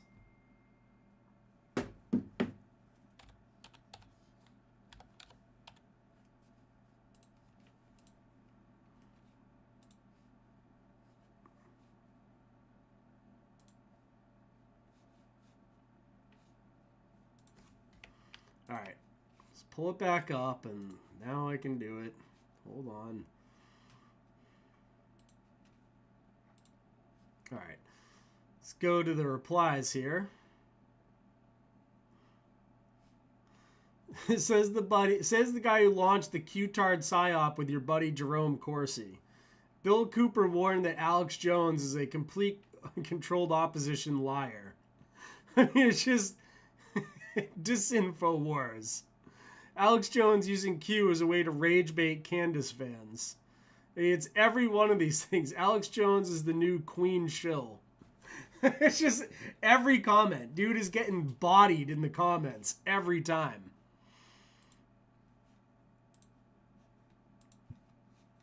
Here's what I'm going to do real quick. I want to share with you what I just got. I think it's really important, which is exculpatory and proves that Erica wasn't there. Prior to this, I sent Andrew Colvett a message. I was like, hey, do you have any proof that Erica was not at Fort Huachuca on the 9th? And this is what I just received. This gets a little complicated. Let me remove this for a moment. And let me remove this. I want to show you these text messages I just got. And you guys will see this. I think it's a nice quick break from this. All right. Hopefully, just so you guys can see what's going on, just so I can see what's going on here, because that screen's small for me. But, I asked him, hey, do you have proof of this? He says, but it's worth saying Erica wasn't in some fort in Tucson. The internet's gone insane. She woke up next to Charlie on the 9th, went to the office with Charlie all day, woke him up from a nap before a fox hit, went to dinner with Charlie. Literally, people are lunatics. And then the next one, I will show you guys that one, the continuation of this.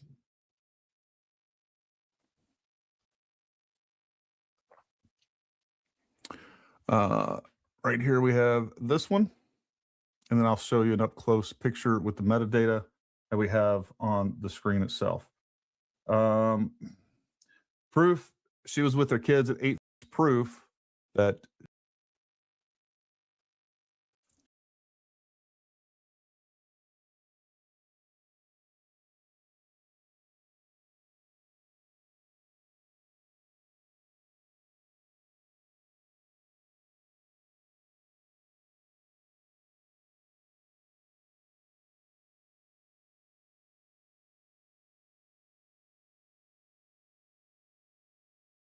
Shit, sorry, mic was off.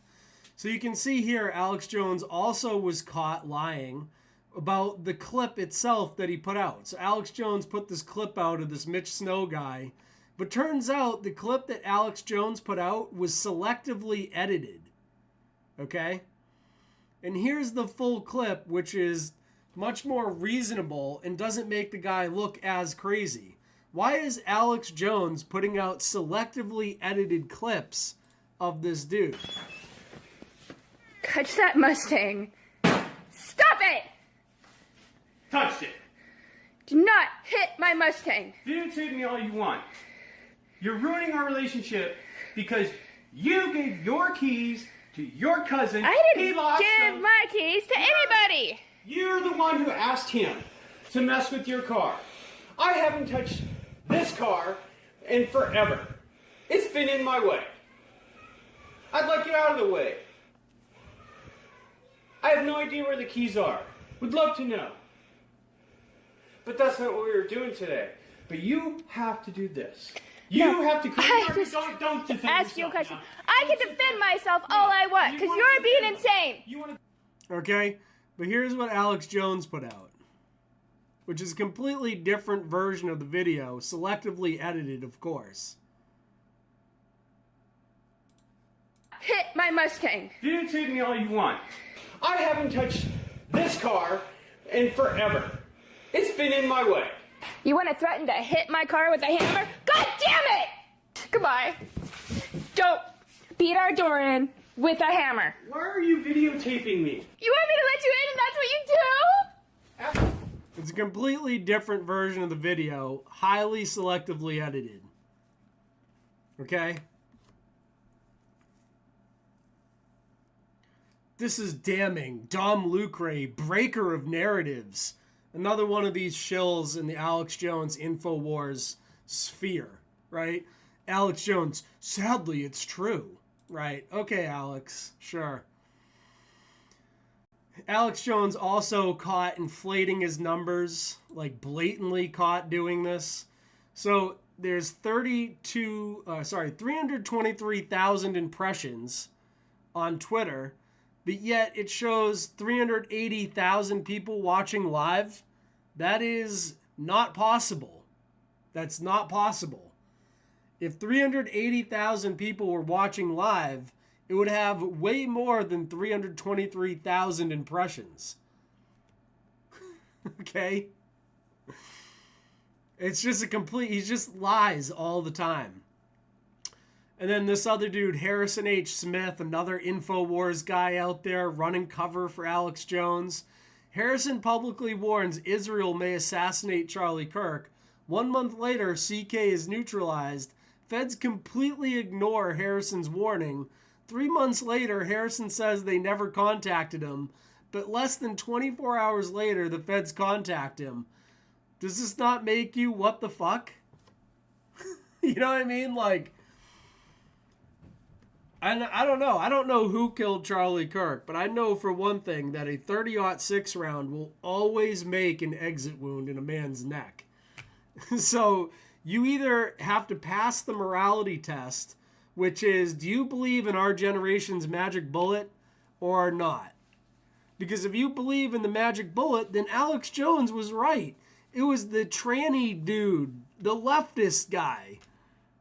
Like, it's so obvious that's not what's going on. Everyone can see it.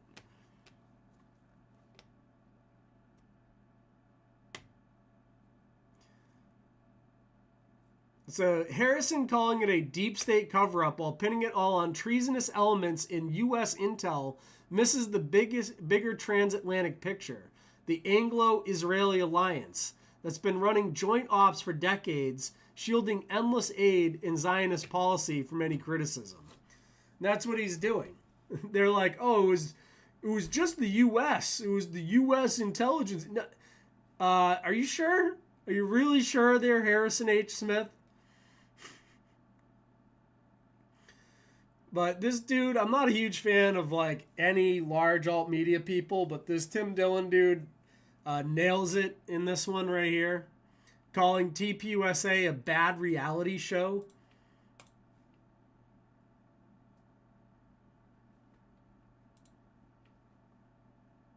Turning point kind of abomination that the right wing of this country has turned into like a bad reality show. And it's all of the fault of everyone, by the way. It's the fault of everyone speaking and everyone attending, and there's nobody that gets everything about this is weird and uncomfortable for everyone. And obviously, I'm not saying she killed her husband or knew about it or whatever. I'm saying the guy got shot 3 months ago, and she walks out to a pyrotechnic display, and then she goes, we're going to elect J.D. Vance. It's weird that that's where her head is at. It's difficult for many people to relate to. It's not relatable for people that talked about how Hollywood isn't relatable and Hollywood is out of touch. This looks a lot like Hollywood to most people. And to go out through a stream of fireworks and sparklers and stand there in a glittering pantsuit and talk about electing J.D. Vance 3 months after your husband was killed, many people feel that there is something off about that.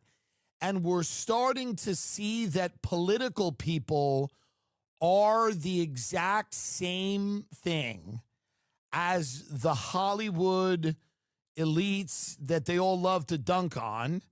And we all look at this. This is Megan Thee Stallion twerking at the Kamala rally.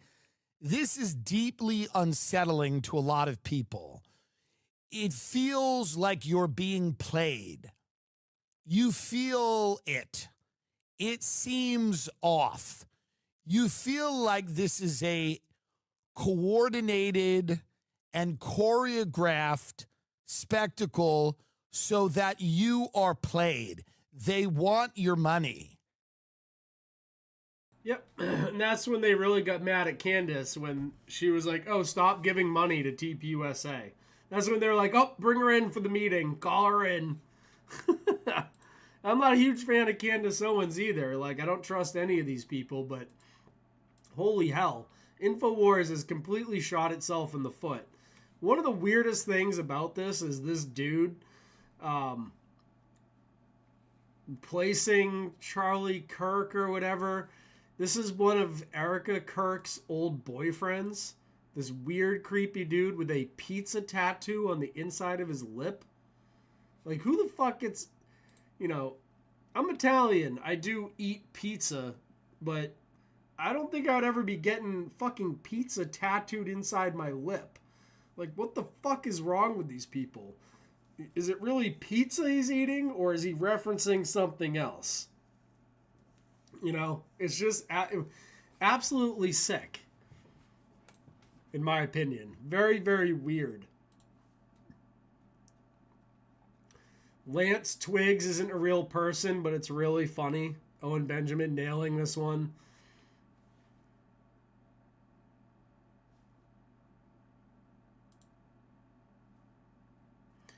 Charlie Kirk suspect trans lover Lance Twiggs goes missing 6 weeks after a political assassination.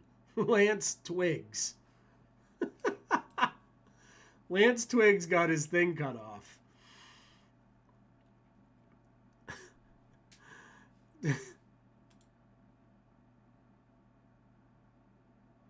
A long weapon for thrusting, having a wooden shaft and pointed steel head, formerly used by horsemen in charging. There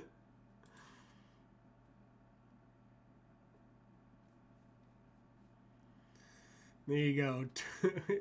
Lance Twiggs got his twig cut off. Totally real, not a psyop.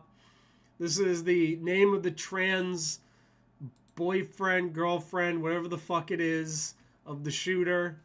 Lance Twiggs, everyone. It's totally real. Just ask Alex Jones.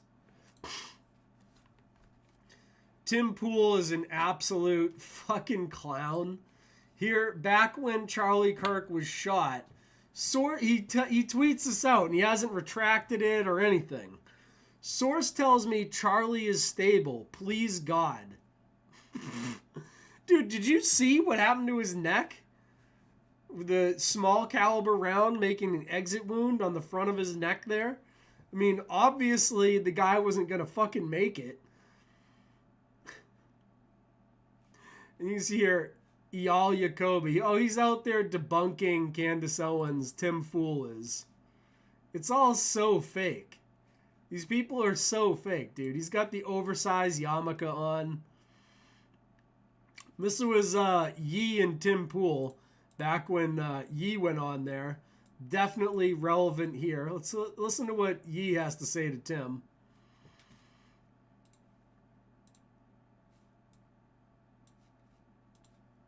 You're not going to take my pain away, right? The Jewish people say, it's the Holocaust, this happened, and you can't say anything about it. We can't take their pain away. No one's going to denounce the fact that they tried to lock me up. That's what, because every time I'm just holding stride, and it's like, I thought I was more Malcolm X, but I find out I'm more MLK, because as I'm getting hosed down every day by the press and financially, I'm just standing there. And when I found out that they tried to put me in jail, it was like a dog was biting my arm, and I almost shed a tear, almost. But I still walked in stride through it. Yeah. I think they've been extremely unfair to you. I think. Who is they though? We can't say who they is, corporate can we? press. I'm not using I don't use the word as the way I guess you guys use. I'm talking about. It is them though, isn't it? I mean, because because when you think about it, consider it. In 2018. What do you mean it's not? What do I mean? Like, okay, so how about? Are you leaving? Are you referring to the press? He's gone. I'll say it right now. You guys want to bring that stuff up, and then think we're not going to have a conversation. Like have the discussion. Like you think Ye's going to come in here and say, "Here's my pain, here's my suffering." I'm going to say, "I hear you," and then he's going to say, the "And it was." entire cross-promoting shill network is there. You got Luke Radowski, of course. You got Nick Fuentes. You know, it's all so fucking fake. You know, all of it. Here is Tim Pool with gay pornographer Jack Murphy. I am here in Washington, D.C. at A Night for Freedom, and sitting with me is Jack Murphy. That's your title. Actually, let me start over. That's not your real name, though, right? No. But I should call you that. Yeah, that's where we're going. Okay. I am here in Washington, D.C. at A Night for Freedom. I am joined by Jack Murphy. Now, there has been this ongoing tactic used, I would say, by both sides. And I don't want to accuse either side of using it more than the other, but we've seen it a bit, where they dig up old posts or they accuse them of being something they're not. And I think a lot of this false accusation stuff of calling people Nazi or white supremacists has come from the left. Today, I'm going to sit here with Jack Murphy, who is targeted by a campaign specifically doing this, calling you a white supremacist? Nazi and known associated purchaser. Well, there you go. Once Lacey McCauley made these accusations of me, then they went digging through old posts that I had actually deleted. Okay, so they went to like the Internet Archives, as it were, and dug up old stuff that I had written. When I very first started blogging, completely anonymous, no pictures, pen name, everything. My first thing I started writing about was like sex and relationships. Right? And one of the things I was writing about were sort of BDSM relationships, right? So very consensual adult sexual relationships. And I wrote a post that the title was, "Do Feminists Have Rape Fantasies?" And the intention of that post was to draw attention to the fact that feminists at the time were shaming other women for electing to engage in sexual activities that they thought were inappropriate. And so I wrote a very provocative, definitely satirical post that. So it's just. Then you have Nick Fuentes, one of the other people there. Don't ask Nick why he was at a gay club. You know, as a straight man, I've honestly never been in a gay nightclub, nor would I ever go into one. So why the fuck was Nick Fuentes in a gay club and was caught there by Glenn Greenwald? He doesn't even fucking deny it. I mean, Nick Fuentes is the gayest dude. He is so obviously in the closet with Tom Cruise. It's fucking... I mean, he's doing catboy dates. I was showing on one of the streams recently him staring at some dude. Like, the dude is obviously gay. Obviously. I think what a lot of people don't know is that you and I did cross paths once before. And as a matter of discretion, I never talked about it. But you actually decided to talk about it on your show. And I just wanted to play that clip briefly of where you described our interaction. Do you have that clip? Glenn Greenwald. Hey, Glenn Greenwald. Excuse me, brah. You're excused. You're excused. Glenn Greenwald passes by me. He's in this is a gay club, by the way. Don't ask me why I'm there. This is a gay club because Glenn Greenwald's there. Don't ask me why I'm there. I'm there to kill everyone. No, I'm kidding. I'm kidding. It's a joke. Whoops.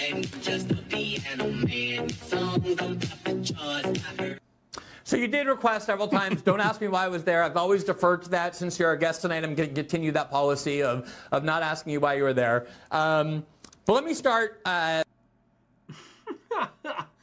So don't ask Nick Fuentes why he was at a gay nightclub, okay? Toad goes, my God, this is gay. George Farmer needs to put Candace Owens in her place.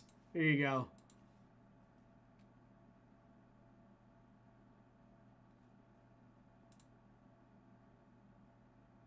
Tim Pool a faggot? It's one thing if a man calls Tim Pool a faggot. I don't want to hear women calling men faggots. That's disgusting. Well, I'm calling you a faggot. And honestly, George Farmer needs to put his wife in her place. Your boyfriend needs to put you in your fucking place, dude. Back to the gay nightclub, Nikki.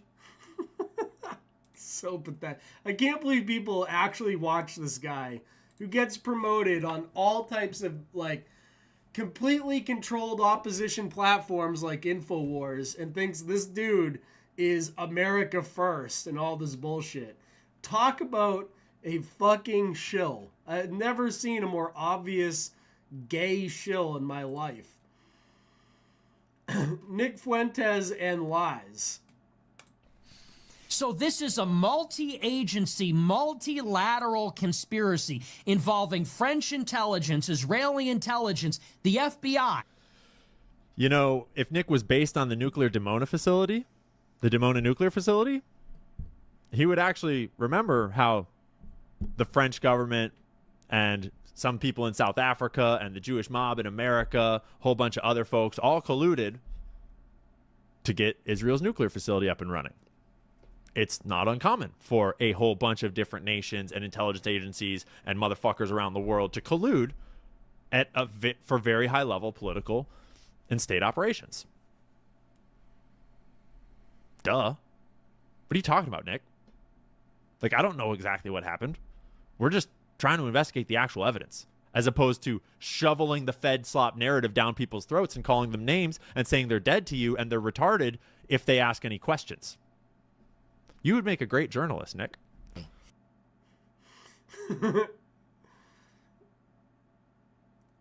And by the way, a judge has ordered Nick Fuentes to attend anger management classes after he panicked and pepper sprayed an old lady. He also has to apologize, replace the iPhone of hers he smashed, and do 75 hours of community service by January 23rd. If anyone ever sees where he's doing this community service, we should all drive by and do like, Nick Fuentes is gay. Like, yelling at him in front of the other people doing the service. It's unbelievable. This dude, one of his, like, embarrassing fucking friends got the shit smacked out of him. This guy is no bigger than, like, 5'0". He got smacked by a short, fat guy and did nothing about it. I guarantee you, if someone pulled this shit on me, I'd beat the fuck out of him. Fingers, side of the face. What?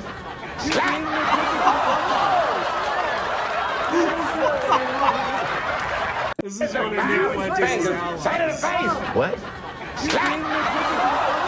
Woman propaganda got smacked like a fucking woman. Not that you should do that to women, I'm just saying. Guy got absolutely fucking bitch smacked. And oh, look who this is. It's Agent Poso, the guy who made a mockery out of Pie Fence for his own benefit. Posing with John Goldman, also known as Jack Murphy, a gay pornographer. There he is. And here, once again, is the Shill Network, of course.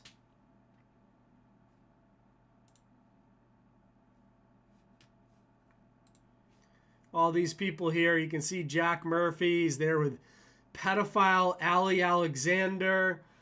You know, Mike Cernovich posing with Jack Murphy. Mike Cernovich is protege of Alan Dershowitz. You have Roger Stone connected to all these people. You know, Roger Stone, Ali Alexander, Nick Fuentes, and Alex Jones were the main people that organized bringing how many people to January 6th, right? And then none of them got in any trouble for any of that. They put like average Americans into prison forever for Jan 6. But all of the main conspirators that got people to go there, Ali Alexander, Roger Stone, Nick Fuentes, none of them got into any trouble at all for Jan 6. Not one of them. Not one of them spent a day in prison for that. Yet all of the people they brought there for that little psyop went to jail. They were doxing like grandmas and grandpas that went to Jan 6 and putting them in prison. But the fucking main conspirators, you know, Alex Jones and Roger Stone and Ali Alexander and Nick Fuentes, none of them spent a single day in jail for January 6th. That's how you know they're completely Fed slop, controlled opposition fucking shills. I mean, it's unbelievably obvious to see it. Jack and fucking Agent Poso here. I wonder what happened behind the scenes with these two. Owen Benjamin says, this is just so gay. If we could turn this amount of gay into clean energy, it would be extremely profitable. Made by Chinese, financed by Jews, black power fist, gay, plastic, pussy. It's so ridiculous. Now we'll get the Minnesota Somalia thing is again insane. Again, I don't know if I included the video in this, but one of the things I found out was they are moving Palestinians out of Israel to guess where? Guess where they're moving a lot of the people from Gaza to as they relocate them for the Greater Israel Project. Turns out it's Somalia. And how are they going to get land in Somalia? Well, they have to get rid of the Somalians. And where are they sending them? To America. And letting them do all types of fraud with the politicians controlled by Israel, like Tim Walz. So it's a payoff. What you're seeing there is a payoff. They're letting Somalians fraud our government for millions and millions and billions of dollars of tax money, so that Somalia will allow Israel to relocate the fucking Palestinians to Somalia. I shit you not. This is, whenever you see like a little iceberg floating on the surface, there's always something underneath. Okay?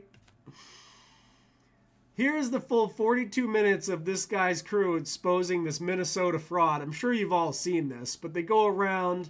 There's all these Somalian fucking fake companies set up, getting tax-free millions of dollars to take care of, at one of them, like the Quality Learning Day Center, they were claiming there were 70 children there.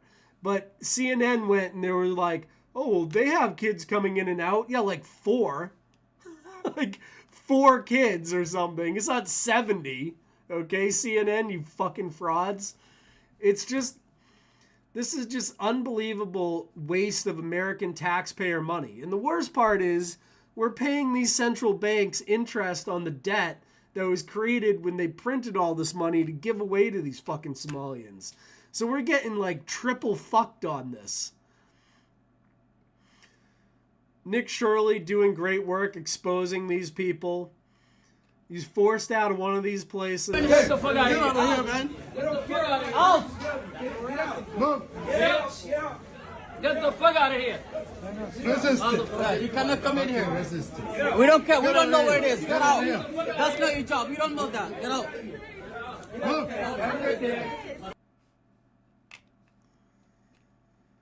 Yeah, the Viking and all that crap from J6 is totally ridiculous. This Quality Learning Center, they can't even spell the name of it right, was investigated 13 times. 50 different violations reported by Department of Human Services in Minnesota, and yet it was allowed to remain. Turns out that the Quality Learning Center, supposed to be the Quality Learning Center, has received 13 violations and has been investigated multiple times just in the last 4 years by the Department of Human Services in Minnesota. And all of this is public record information. Anybody can find it by just typing the address 1411 Nicollet Avenue. And immediately I found this public information from the Department of Human Services in Minnesota. This checks out to be the spot. It's a child care center, total capacity 99. And as you guys can see, these are all the list of various violations and 99. investigations of this place. And CNN went there and was like, well, they actually have on video like 4 kids coming in that day.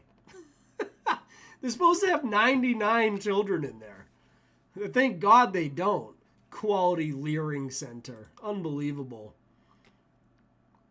Here's another one of these Somali daycares. It's angry to see there's no sign of kids or even being a daycare facility. This place has received $770,000 since 2022.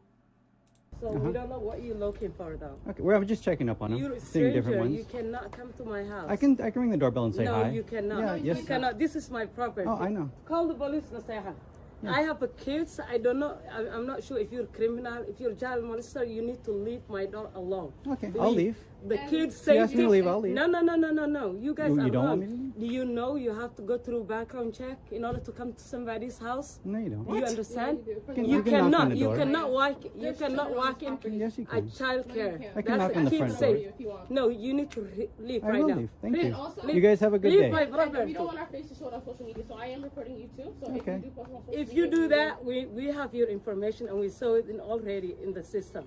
There's no right to privacy No, in public. that is so privacy. You guys have a good day. This is You our guys have a property. good day. The problem was this: the average blue-collar American works his ass off, right, and has to pay all types of taxes.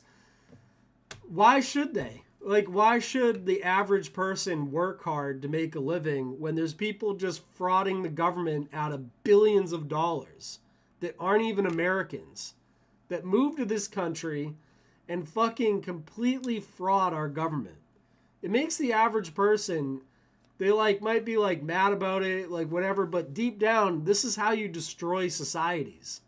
Because what's the motivation to go and work? Why should anyone have to go and do the difficult things that we all do to make money when there's these people just frauding the government for huge money? Huge amounts of cash. Look at this lady's house. Journalists in Washington state are now visiting addresses operating as Somali daycares that are receiving hundreds of thousands of dollars in taxpayer funds, only to find private $500,000 or more, God knows how much these homes are worth now, at the locations with no sign of daycare operations. I mean, this looks like $1 million-something home. Oh yeah, I was trying to find the local daycares. We already know about what's going on. Mhm. This is a licensed property. If you have a complaint, go to the state. Okay, I was trying to find out if you guys are a daycare. I was just trying to see. Yeah, you don't have to. If you want to know any questions, just go online and ask who you need to ask. But No, there's nobody online to ask, so I'm just trying to ask you guys. No, you don't have to ask us anything. I don't have But to? If you have any questions, go I to do. the state. I have a question. I was just asking you guys. And Okay, you guys were listed on the website and a bunch of websites, so for daycares. So that's what it is. Then you don't need to go door to it's door. yeah, no, you can. Yeah, I have. You can go door to door. So if you have any questions, go call the child care check, and they'll give you whatever information that you need. Okay, so you guys aren't a daycare then? Not a public daycare, right? Okay, I didn't think so. Oh, I can. Yeah. Yeah, and I mean, obviously, this is a scam, but in terms of the Federal Reserve scam, this is nowhere near as big. This is a very minor scam and fraud compared to the Federal Reserve. I'd love to see Nick Shirley go show up at the Federal Reserve building, but we all know Nick Shirley's another one of these alt media stars, probably protected by the Zionists. You know, they're all promoting his work. So obviously, this is an allowed fraud that he's uncovering. He's never going to uncover the Federal Reserve fraud, is he? Here, Libs of TikTok found address in Minnesota with nearly a dozen healthcare companies registered, all owned by Somalis. Phones are disconnected, websites very suspicious, fake numbers, fake emails, tons of spelling errors. They aren't even trying. Hi everyone, Chaya here from Lives of TikTok. So I went down the Minnesota fake daycare healthcare rabbit hole and I came across this address in Burnsville, and it's basically this building, totally unmarked. We found 9 healthcare companies running out of here. There's for sure more. We only found 9. They all have Somali names. Unbelievable. Here we have Minnesota General Keith Ellison admits the Somalians were imported to vote Democrat. Yeah, because there's no other reason that I've already gone over why this is all happening, right? But, obviously this is one of the reasons they let him in. And the media is not going to cover this accurately because these people are brought in, they vote for whoever they're going to vote for. And in Tim Walz's case, he gives how much money to media companies that run TV ads for his campaigns every year? So they're never going to cover this stuff. Nikki Haley, who I confronted in person, spent $180 million on running just TV ads in Iowa. Do you think the media is going to bite the hand that feeds them and expose Nikki Haley for being some sort of globalist Zionist shill? No, of course not. They're never going to do that because these people pay them huge money during the campaign stuff to run their stupid ads. And do those ads really affect who votes for them? No, not at all. It's all just to buy off the media. The election is very important. Yes, it is. So, can you tell us why the Somali communities are very important for the election? Well, the Somali community is critical. In my own election, I wouldn't be in office without the help of the Somali community. Okay. Somali voters came out in very large numbers and were able to register people to vote. Very recently I think there was several thousand Somalis who were just naturalized as U.S. citizens. Yeah. Somalis can make a huge impact on this election. And I can tell you without a doubt, it's not just in Minnesota that Somalis make a big difference in the election. Also in Ohio, which is a battleground state. Somalis that are in Columbus, Ohio, and in Virginia, all have a role, an opportunity to play a very big role in this election. And so I think many of us are counting on the Somali community to get involved, stay involved, but not just vote, help others vote. On my campaign, we have tremendous leaders. For example, Hibu Isaac, who is a great leader, very articulate, very smart young lady, who is out gathering in Somali voters and other voters to get them to the polls. Also, we have Miriam, who's on... Of course, they're getting the vote and all this crap. Here's one of these fucking politicians that's out there pandering to the Somalis, waving the flag of a foreign country on American soil. Fucking traitor.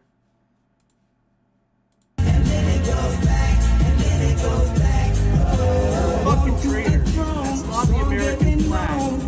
You're a representative of America. Go fuck yourself. And you're clearly gay.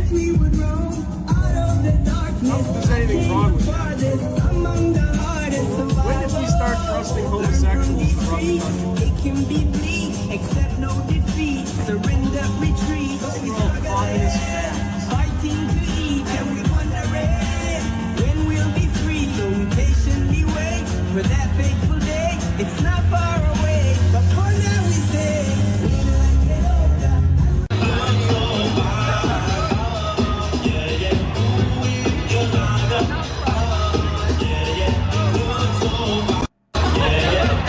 absolutely awful.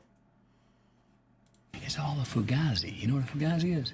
No, fugazi. It's fake. Yeah, fugazi. It's a wazi. It's a woozy. It's a fairy dust. It doesn't exist. It's never landed. It is no matter. It's not on the elemental chart. It's not fucking real.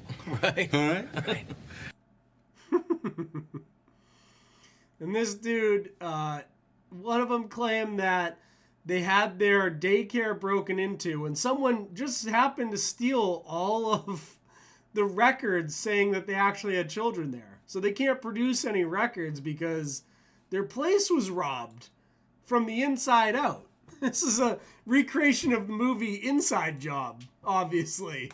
Of what they say vandals did. Now, this is where they say the vandals got into the daycare through cinder block and appeared to be unsuccessful when trying many other ways. The daycare says it appears the vandals first tried to saw into the door of the Family Dollar next door in the shopping center, but that didn't work. The manager claims those who broke in went straight to the office, stealing information of the many children who were taken care of here. Yeah, of course. We are not a part of any harmful things that are being said.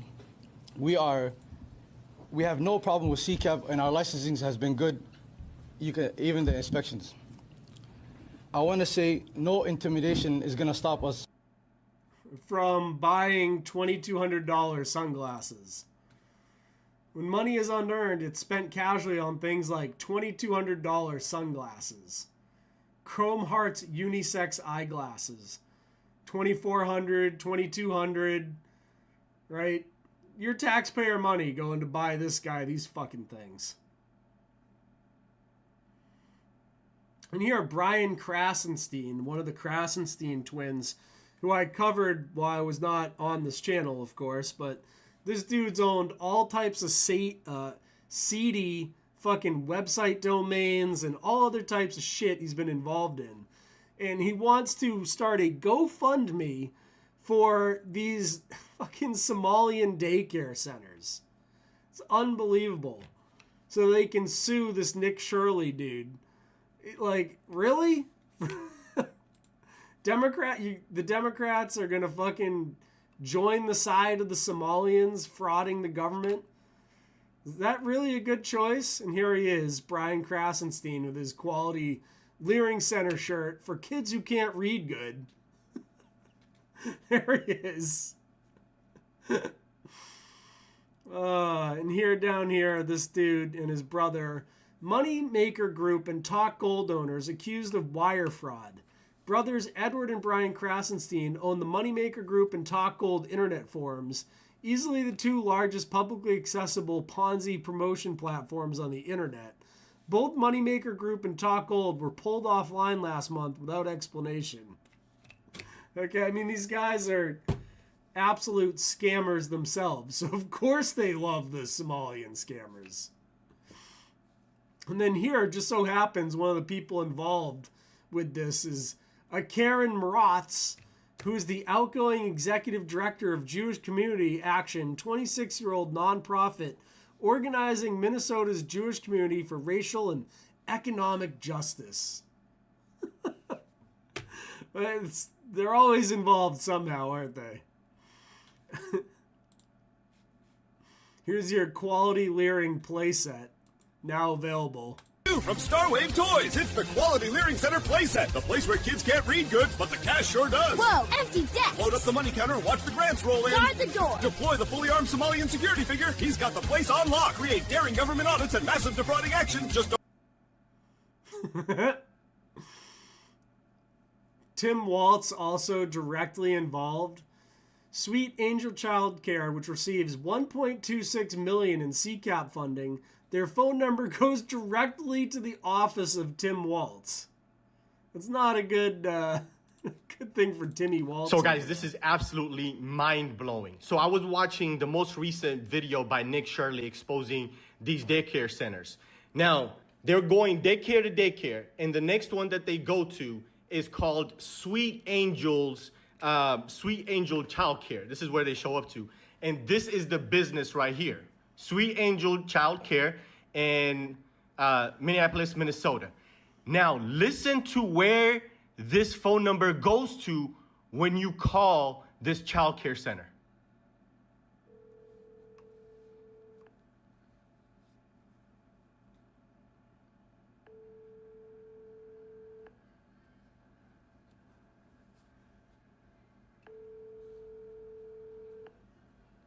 Just wait for it.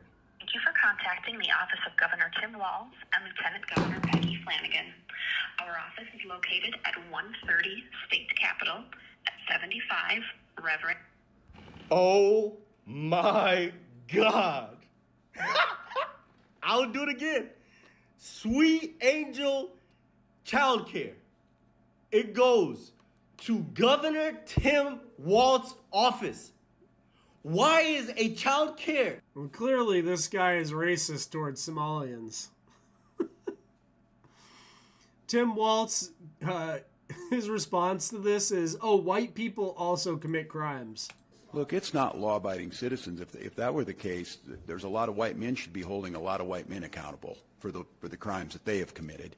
I think for the community to maybe educate their population, because I think what you're seeing here is there's secondary victims in this, that there's providers inside the community that are then victimizing the community themselves by signing them up, because when we're going to some of these people, they're like, I had no idea I was in this program.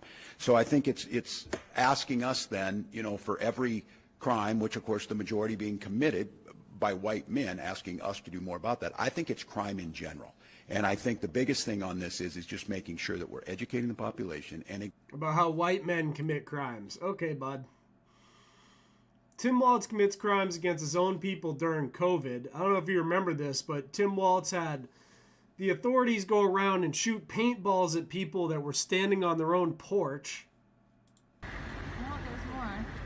During the Corona Chan PSYOP of 2021. They just keep coming. Or 2020, whatever it was.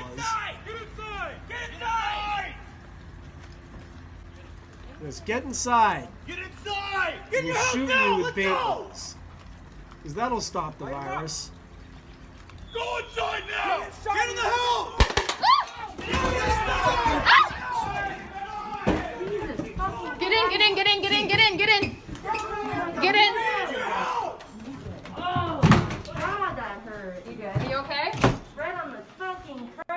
you okay? You got hit? I'm good.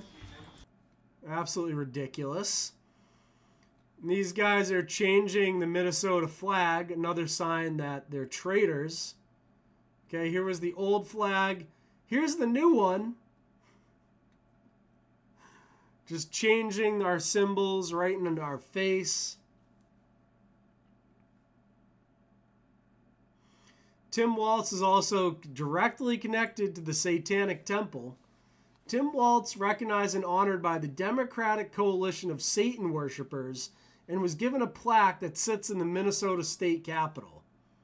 At the Minnesota State Capitol, and I'm here to double check on what everybody's been talking about on social media, is this plaque in honor of our governor, Tim Walz, and it is from people that are supportive of his efforts.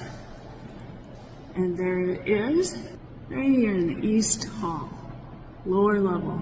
It reads the Democratic Coalition of Satan Worshippers. Thanks, Governor Tim Walz, for not standing in the way of spreading Satanism in the state capitol building. Satan has a special place for you. And that's what it says. America was founded as a Christian nation. But don't worry, Artard Tim swallowed too much horse semen and ended up in the ER. Well, that's why the Satan worshippers like him, right? That's a typical problem for them. Just too much semen fucking swallowing from horses. And here we go. Here are the faces of the people running the daycare centers. Let's take a look at these gems.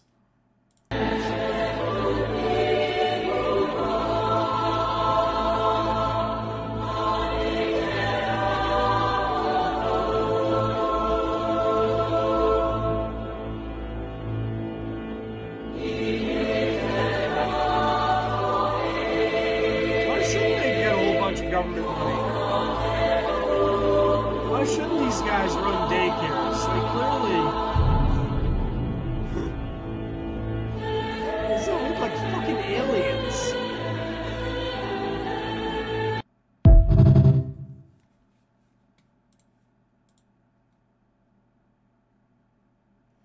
And this shit's going on like all across the country, Massachusetts. Oh wow. Oh, this is a nice facility. I am doing a story on Holiday Inns in the area, and I just wanted to ask a few questions. And I'm going to have to ask that you either stop recording or leave. Oh, it's by Elliott Human Services. Yeah. This company I know, they charge $42 per meal from the taxpayer. What do you do for work here? It's private property, you're trespassing. Okay. Will you keep saying that? You're trespassing. As soon as they say you're trespassing, you have to leave or you're arrested. My name is John Featherston. I'm a former migrant shelter director in Massachusetts. I helped out in a couple different sites. Everything is free. I cannot stress the word everything is free. Everybody has a nice car. Most of them have nice cars. But when they have a doctor's appointment in Boston, or they have a immigration hearing in New Hampshire, which is an hour and a half away, you think they use their own car? Nope. They say, oh, I need an Uber. I need a Lyft. How much is given for rides for Uber and Lyft? The amount of money that we would spend on Ubers and Lyfts was well in excess of $100,000 a month. A month? A month, yeah. As good as Lyft and Uber had it, Amazon had it 10 times better. And how's that? How did Amazon work into this?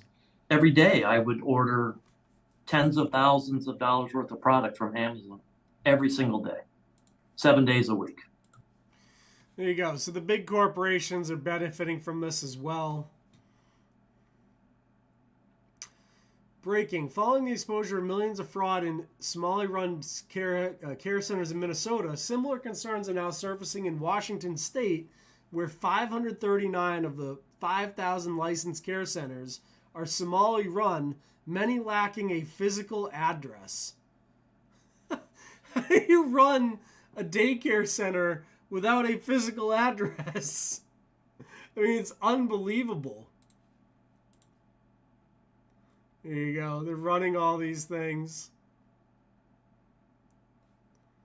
Just absolutely insane. Meanwhile, they're doing open racism against white people. A generation of white people were openly racially discriminated against in the name of diversity. Corporate America pledged to hire more people of color. It actually did. The year after the Black Lives Matter protests, the S&P added more than 300,000 jobs. 94% of those went to people of color. Seems fair.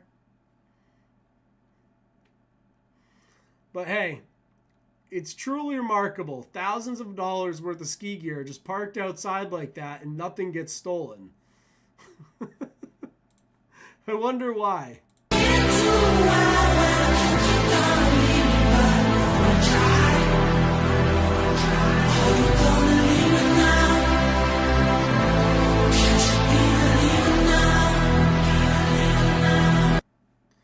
There you go.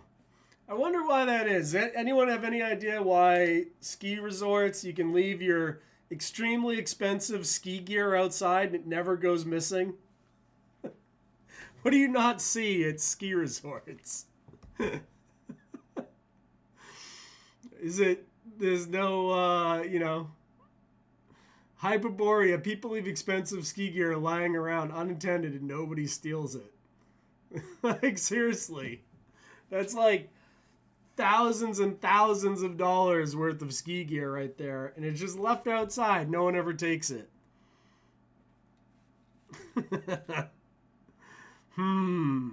What's missing from ski resorts? In the summertime, there's bicycles there, and those don't get stolen either. All right. How long until that changes? I have a feeling it's going to be a long time. They're really far away, and they're very cold. And there's no reason for any POCs to be heading that way. So, speaking of which, a week from tomorrow, I'm going to Sugarloaf. So I'll see you guys out there on the ski slopes. Hope you guys enjoyed the show tonight. And, try to enjoy life a little bit. Try to get out there, enjoy the outdoors, and get off the internet. Because all you're going to hear is the same shit that I just told you, or unimportant shit that other people cover. So it's really not worth your time. Go out there and enjoy life and stop worrying about this shit, because there's pretty much nothing we can fucking do about it, right? I mean, what are we going to do about any of this? We can point it out. We can be like, yeah, it's bad. I tried to fix this stuff for years. I'm not sure there's any fixing it other than just making people aware of what's going on and being like, it's bad. So, I don't know. I'll take suggestions for how to fix this in the comments. So with that being said, hope you had a nice night. I'm going to play a little... no, I'm just going to sign off. It's midnight. I got to go to bed. I got work in the morning.